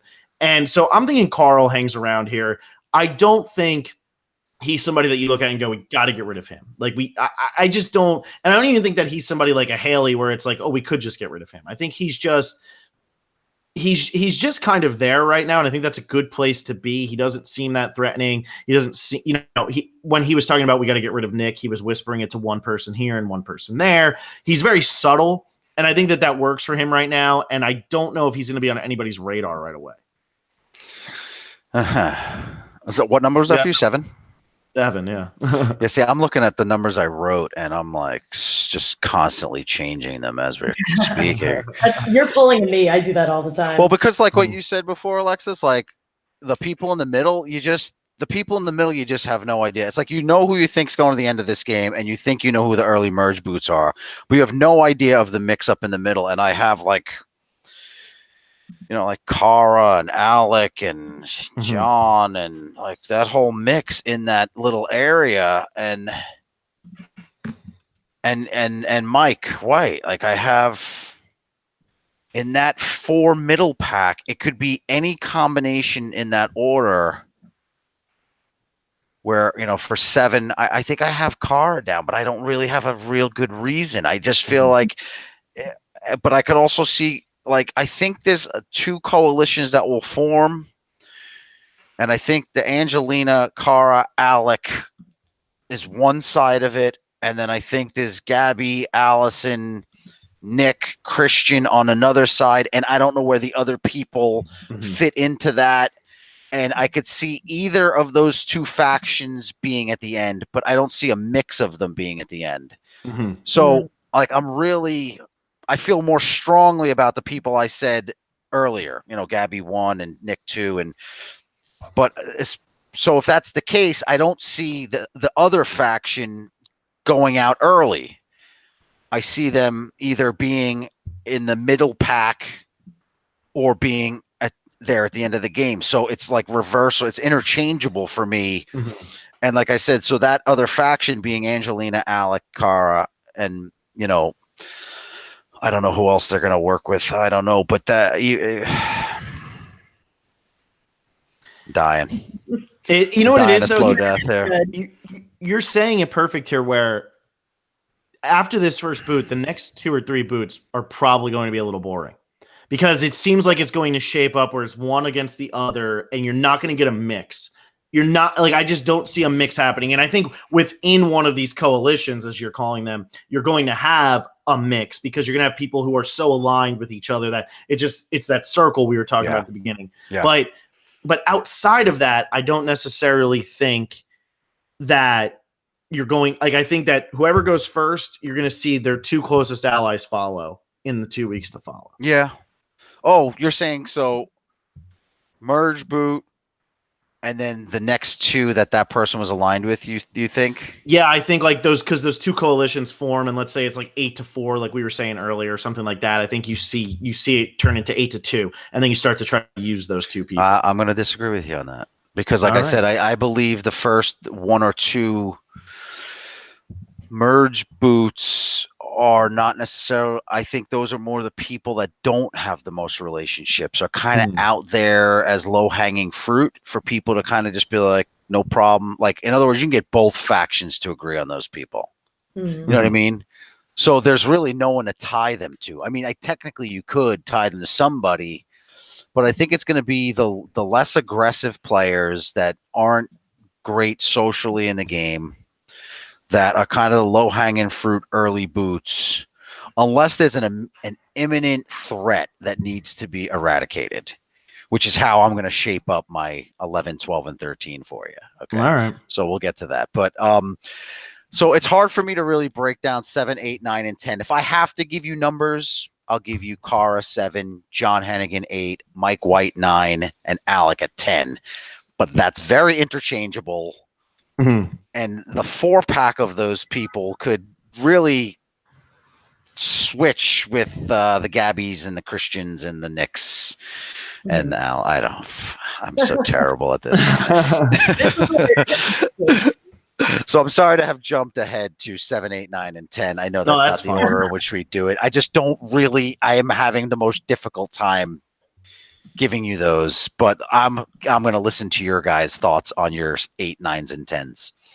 Well, so Alexa, you should do your 7 first, and then we'll do that. Sorry. Yeah. Okay, I can do. This where it gets weird. So I have Kara/Cara at number 7. Me too. And okay. I originally had her pretty low, and this kind of goes back to I don't really know who she's friends with, but she had a really telling moment in the whole Davy and Carl versus Elizabeth fiasco, where she said, I am going to sit back. I'm sitting out of it. Yep. I am getting the hell out of here. Yeah. And if she was smart enough to do that then, she is smart enough to do that during merge time. That was a good move. I like that. That's why I could see her going deep, I think she'll be okay. I think she'll have enough time to get her footing back with someone. I don't know who it'll be, but I think she's smart enough. I think she's sociable enough. I think she's strategic enough to be able to make her way into a pretty strong alliance.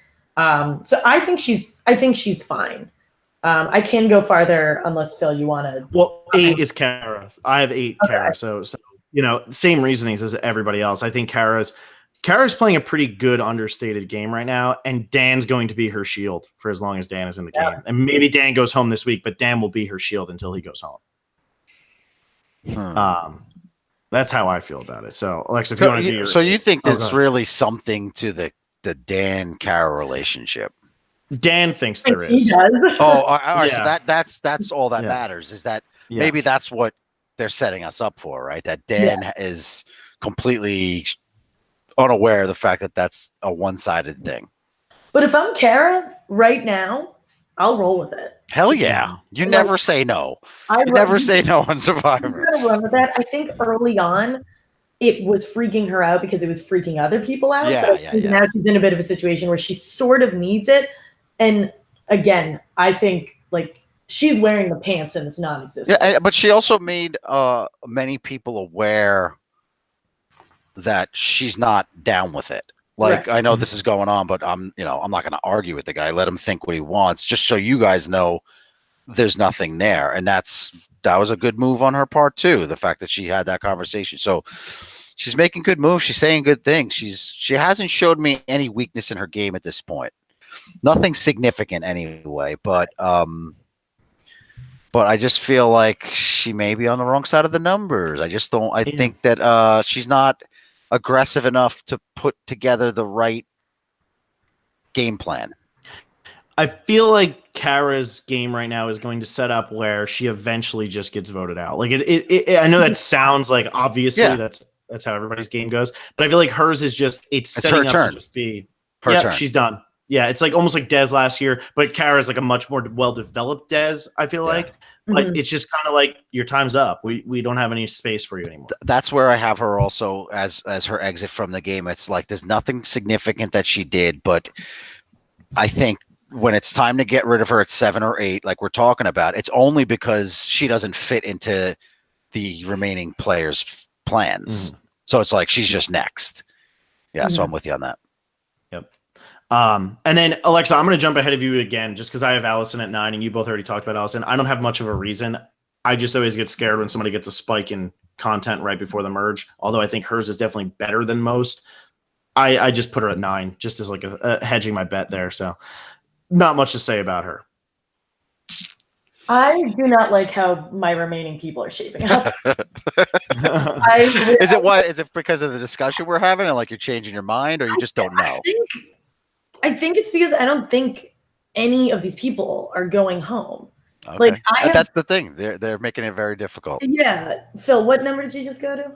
I went all the way to 9. Dom's all the way to 10. So you got a little bit here. I'll jump. Okay. So I have Dan at 8. I think it's very clear that Dan's going to be in danger. And I know they're kind of making him out to be this like, oh, I have all these idols and I'm telling everybody about these idols.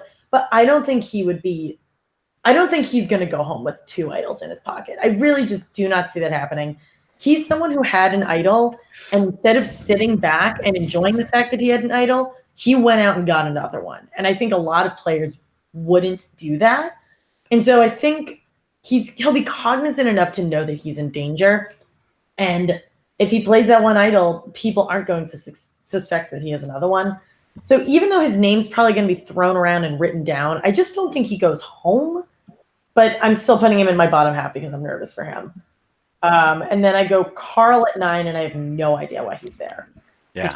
That I don't think, like we've talked about, there's no reason for Carl to go home.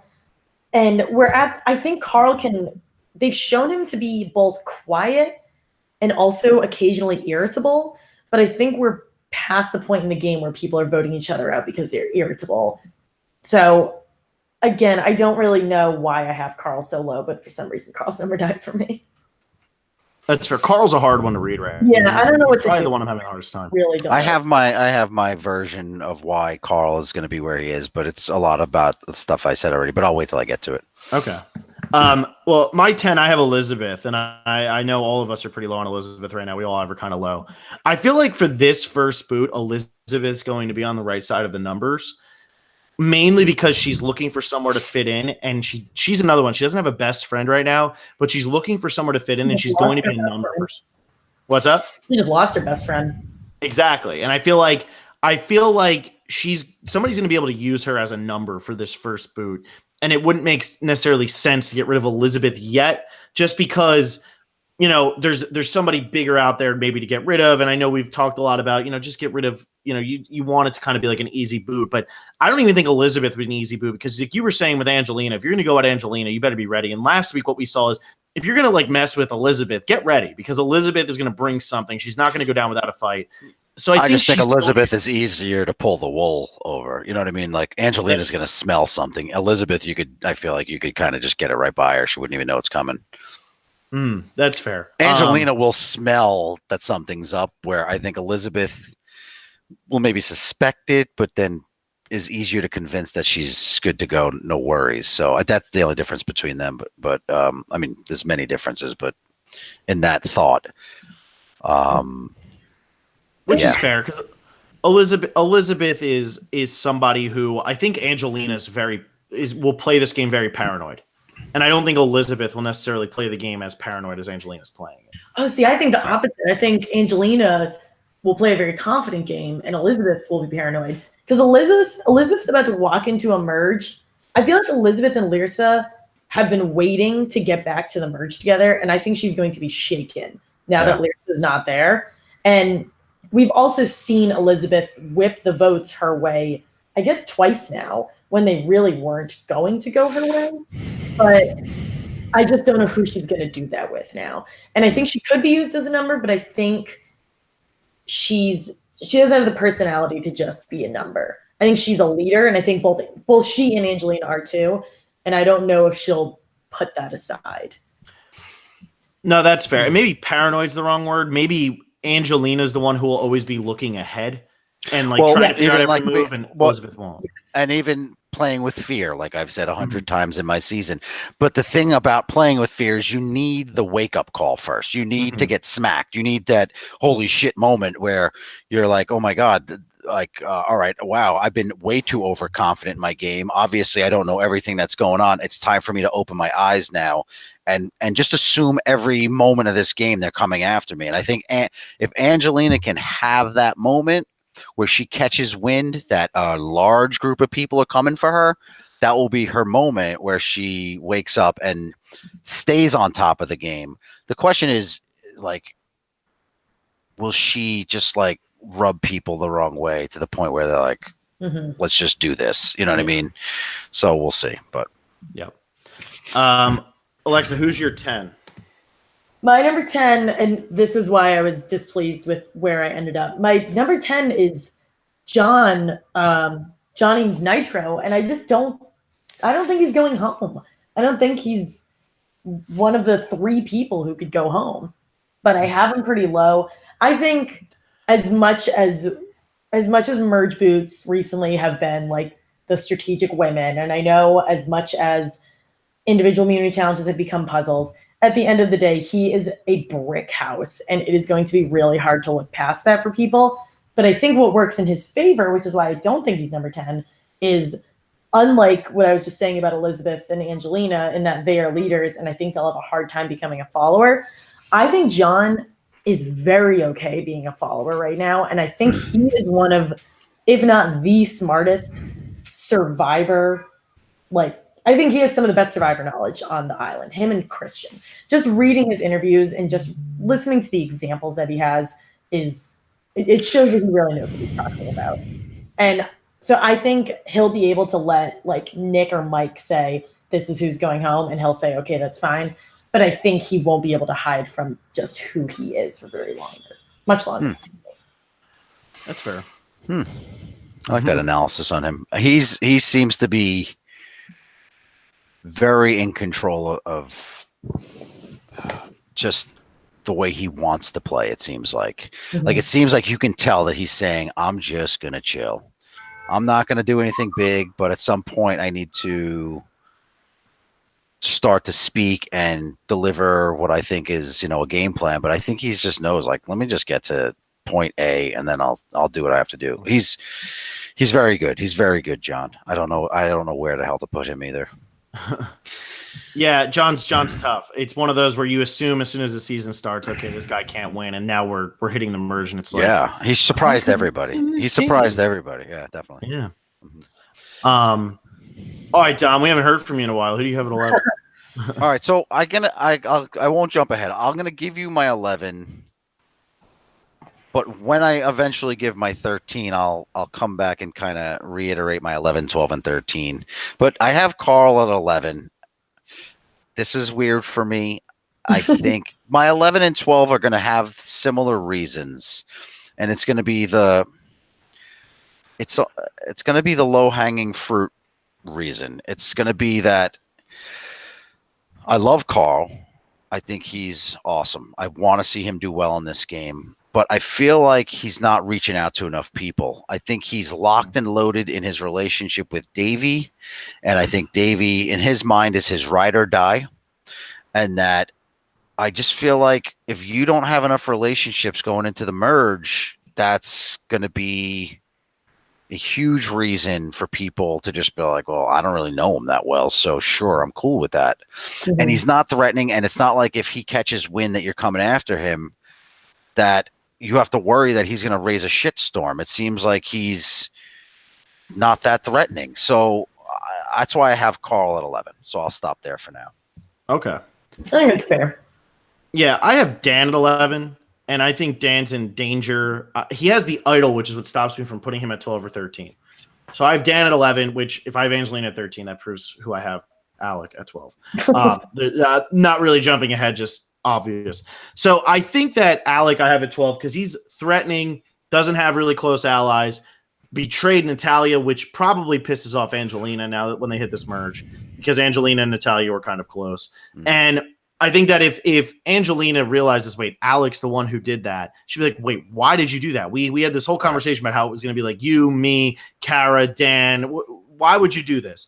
And so I think that Alec could be in a little bit of trouble here, especially if he thinks he's a little more sly than he is. Alec has that kind of disarming personality where he comes across very confident and very likable, but is he going to think he's smoother than he is when you're playing a game with a lot of strategic players? Especially when explaining the elimination of Natalie to Angelina, she's going to be like, oh, Natalia. Yeah. Sorry. Natalia to Angelina. Yeah. Angelina's going to be like, what? And I feel like Alec's going to be like, I don't really know how to answer this. She was just getting on my nerves. Yeah, I totally agree. Yeah, so that could hurt him for sure. Yeah, and Dan, I mean, I think he gets back with Kara. It's so weird because everything we've heard from Dan, even though he has two idols, has been, I just want to get back to Kara. Last week he even says, I miss Kara. And I made the little comment of like, oh no, you've been without the girl for 10 days, so you've known for 6 days. Like, oh no. But it's kind of funny. Like that's been his whole story. So is the end of his story just getting back with Kara and then voting out of the game? I don't know. He has an idol, but because the idol nullifier is there, normally Dan is somebody I would put at number 2 because he has an idol, whatever, moving on. But because the idol nullifier is there, I just can't do it. So I put him at 11. Okay. I like that. Yeah. I like everybody. I like everybody's reason for everything. They all make sense to me. It's a very reasonable season right now. Yes. Yeah. There's nobody that just looks like a slam dunk for sure. Mm-hmm. Okay, where are we at? Alexa, you want to do your 11 and 12 and then Dom do your 12 and 13 since we know that Alexa's Angelina's 13? Right. Sure. I go Alec at 11 and I go Elizabeth at 12. So fairly similar. And with Alec, I think you guys hit the nail on the head. I don't think he's going to know how to explain why he got rid of Natalia. Yeah. And as we've been talking about, Angelina is going to come at him. Yeah. And I think he will not be able to, like Mike will be able to say, guys, I got rid of Natalie. Like she was just too much and I'm sorry. I don't think Natalia was shown to be like fairly abrasive as well, but I think not nearly to the extent that Natalie was. And Natalia was a part of some questionable 6-person alliance. And I just don't know who Alec has now. And Alec has shown that he's kind of interested in flipping, and they showed a little bit of that in the preview. But I just don't think that he is going, like, I don't think they're going to need him. Whatever majority that he's going to try to flip to, I don't think they're going to need or particularly want him, which is odd because, like you said, Phil, he has a disarmingly enjoyable personality, but for some reason there's something that people are not really interested with him. And I think Kara is probably the only other person I could think of, but I think she is still very, very wary of him. Yeah, and it's weird too because I have Angelina working with them too at the merge, so it's weird. But you're right. I forgot that Alec has to explain to Angelina. It reminds me of when I had to explain to Kellen as to why we got rid of Bradley. And I remember being like really scared to have that conversation. And I remember her just like blowing it off, like, "Oh, don't worry. Yeah, I know he's total pain in the ass, you know." And then like she told me after the game that she was like, "You son of a bitch," you know. But and I remember she was like, "No, yeah, I'm glad he's gone because people thought we were in a showman." So I'm like, "Oh yeah, I mean, no, I didn't think that, but he just was really a handful, and he was looking in my bag. I made up this whole elaborate lie that he was searching in our bags. It's the only way I could justify having gotten rid of him. But I would have loved to see that. Yeah, get him while he can't defend himself. I really wish they showed that episode, the Bradley episode, in its true form. Because that's I think that would have made a better episode. It just wouldn't have been suspenseful. You know what I mean? It wouldn't have been suspenseful going into tribal. That's the only problem. But the truer version, I think, was the better story there. But anyway, before you jump in, we just got a comment on Twitter where Steve Holt said Elizabeth and Nick are in an alliance called the Thoroughbreds, and I totally forgot about that. I know that too, but I don't. I think at some point Nick.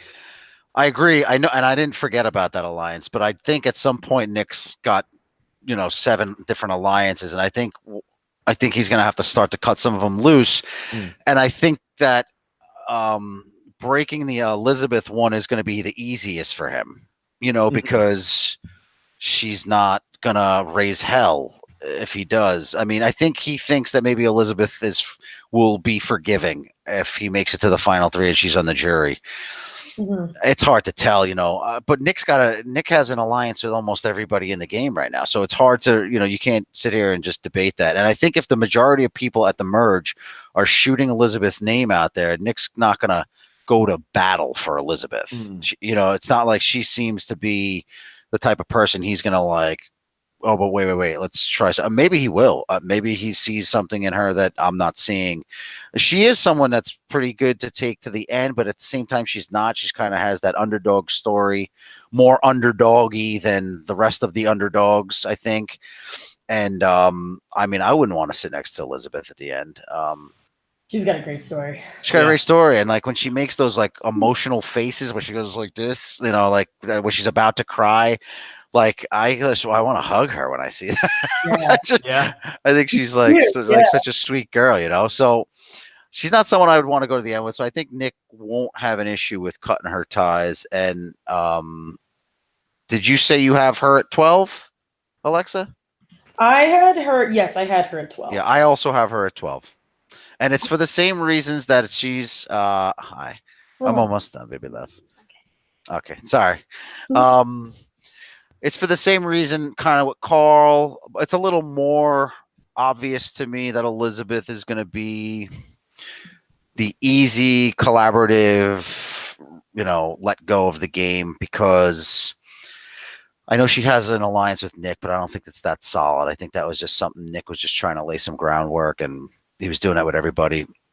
I don't think it's that strong with Elizabeth, and I think Elizabeth rubbed her own tribe the wrong way, and I think a lot of them are going to bring those stories of how abrasive she was about her back pain and the bed, and they're going to bring that into the merge and tell the stories about Elizabeth and start to plant a seed about Elizabeth and why, she's just been complaining the whole time and she needs the bed to be very perfect and all this and that. So they're going to exaggerate her complaining, and they're going to make it so that people jump on board. And again, the people that they're going to complain to are people that don't have a relationship really that strong with Elizabeth. I'm going to say better her than me. It's one step closer to the family visit. No problem. Elizabeth, peace. So that's why I have her at 12. Playing. Sorry, Phil, go ahead. No, go ahead, Alexa. This is quick. Nick is playing, now that we're talking this out, like a sunshine and rainbows version of Brian in Thailand. Oh, okay. He's got, he has he's not saying final 2 to anybody, but he has 3 sets of one-off alliances. And Brian is the only other person I can think of who did that, except he's significantly less creepy. That's kind of the only comparison I have with them. What a compliment to Nick. Nick, you are less creepy than Brian. Yeah, congrats. Explain that the right way. Yeah. Yeah. So Dom, okay, so you were saying you were going to go back to you. So now you're going to talk about Dan here, right? Well, because normally what I would say is Dan wouldn't be the first boot at the merge. It would be Elizabeth, then Carl, and then Dan would be a little further down. So I have Dan going home at the merge. And again, this is from experience playing, is that at the merge, a lot of intel becomes public to everybody. And the one thing that's going to be public is that Dan has an idol. Mm-hmm. And there's also going to be some talk about this brochacho thing. I think Gabby and Allison are going to make sure that that goes public as well, and that the three of them are clicking really strong. Even though Christian's a part of it, she's going to make sure she kind of pulls Christian out of it however she can. But she's going to kind of leave – they're going to kind of leave John and Dan out there to kind of wave in the wind. And the reason also about Dan is, for me, and again, it's just from what I've seen in the game. It's not, I don't know how he is in real life, so I'm not like saying anything terrible, but he just seems the least self-aware out of everybody in the game right now. He just seems like for him to, he's just walking around so confident. And to me, it's like, oh, that reminds me of somebody that I've played with. You know what I mean? And his overconfidence, his unawareness that this is a one-sided showmance, that he thinks that he's got Kara in his pocket and he really doesn't. And just these multiple examples of his lack of awareness in the game. Again, not in life. I don't know him in life, but in the game, it seems like they're portraying him that he's not really that aware. He's walking around really confident. And if you combine that with the rumors that are going to start to spread that he has an idol, I think we're going to see the nullifier come into effect at the merge. And I think that'd be epic. I think Davey and Carl are going to talk about the nullifier. And I think Davey's going to spearhead some type of plan that's going to allow Dan to hear word that he's being gunned for. He's going to play an idol at the merge. Carl's going to play his nullifier, and Dan's going home. That's my prediction for the merge. And that would be an epic merge. And if I'm right, that's just amazing. Yeah, because you know what Cancel the show. You know what the thing is too, that I kind of feel for Dan a little bit here. Never has somebody who plays an idol successfully on themselves gone home. So he's not expecting this. He's never seen this. That's what I'm saying. And he is not. And the the same thing I said about Angelina and myself and Wendell with the Morgan vote. He's not ever been at risk. Mm-hmm. So he doesn't know what it's like to be honed in to everybody around you and just what are they talking about and what are they doing. But it's almost like for this plan to work, we need Dan to start getting honed in, right? Mm-hmm. If Davey and Carl share this information and Davey catches wind and there's rumors that they want to flush this idol, this is an opportunity where even if as a whole they come up with a game plan to split the votes to flush the idol, even if that means Dan stays in the game, this will be an opportunity where Carl can break out the nullifier and negate the split. You know what I mean? Now it's like you can split, but it doesn't matter because the person, now him playing the idol, it doesn't matter. But the split has to work in favor where Dan still gets more votes than the other person in the split. Yeah. So I could say it's wacky. There's a lot of different things that could happen. I mean, this is like wishful thinking, right? Like we want to see this and we want a big merge, especially with After Ghost Island. We had a great merge episode. So it's almost like we're expecting a big merge episode. And just the little hints that we're seeing, like you said, that, Dan saying, oh, when Kara comes back, blah, blah, blah. Maybe Kara's going to have a huge role in his demise, in his leaving the game. So, okay, babe. I'll come kiss you when I'm done here. Love you. I'll be in later in a little bit.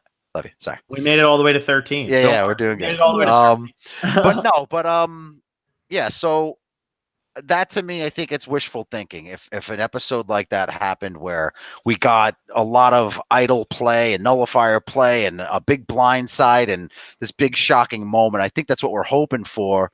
And I think just from seeing some of the hints and the things that were dropped in the past few episodes, that's what is giving me some hope that something that big could happen. So, like I said, I think Dan's lack of self-awareness and a few different things that we've seen hopefully gives us this big theatrical moment in the merge episode.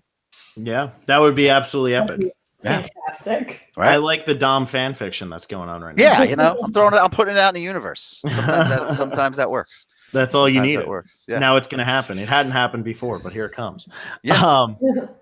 Well, just looking at some final notes here just to see if there's anything I missed. But yeah, I think that's what I was going to say. I know we've hit the 2 hour. We're like literally hitting. Yeah.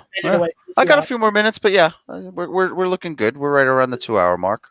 This could be the best paced podcast we've ever had. Yeah, we kept this ship moving. We did. As I said, it's because there was no wine. That's it. No wine involved. We told Dom he's not allowed to drink before this podcast. The Russell, no more of that. Yeah, but that was good. That was fun. That was very good. Do you have anything else that you want to throw at us right now? Just I think another reason. Like I think I have another note next to Dan that the idol threat, the unawareness, the self unawareness, and then that I think even in the last episode, Gabby says Dan doesn't talk strategy with me. I think that was another thing that we're supposed to hear, where we're going to see this coalition against Dan in this merge episode, and if not the merge, it's going to happen immediately after. I feel like so. Yeah, it's coming right around there. But I think that's all my input for this upcoming episode. All right. Well. Yeah. Well, then I guess if that's all you have, Alexa, do you want to take us into the abyss here? First of all, we need to announce this. Dom definitely showed us up with his sound right now, and we're gonna definitely find out where he got this pilot headset. Me and Alexa might be looking. We're gonna be looking like puns. Yeah, I was explaining to them before the podcast that I bought a good headset because when I was doing some earlier podcasts with Rob Sesternino and them, I really wanted the audio to be good.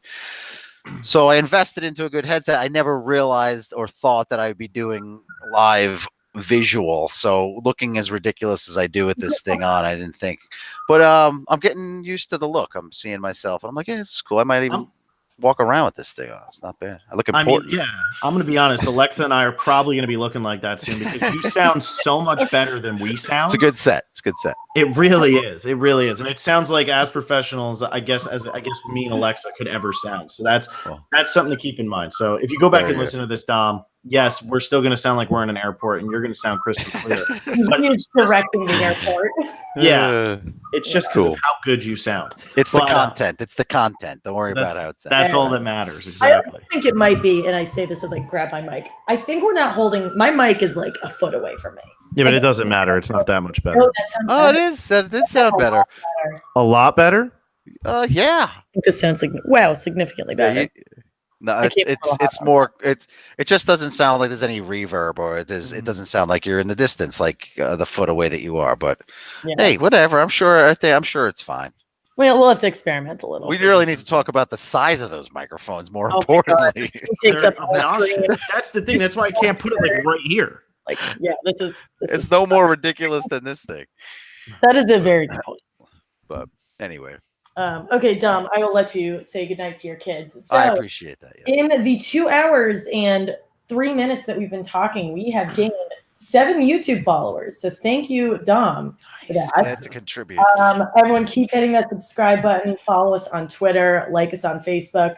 We'll be back Wednesday a little later than 9 p.m. East Coast time. Are we going to say what we're doing, Phil? I don't know. Do we keep it as a surprise? Dom, do you want to? I mean, I don't know. What do we say? Well, I could say that the person that's going to be on is reliable. And I'm going to force it to be reliable by saying this guy would never break a commitment.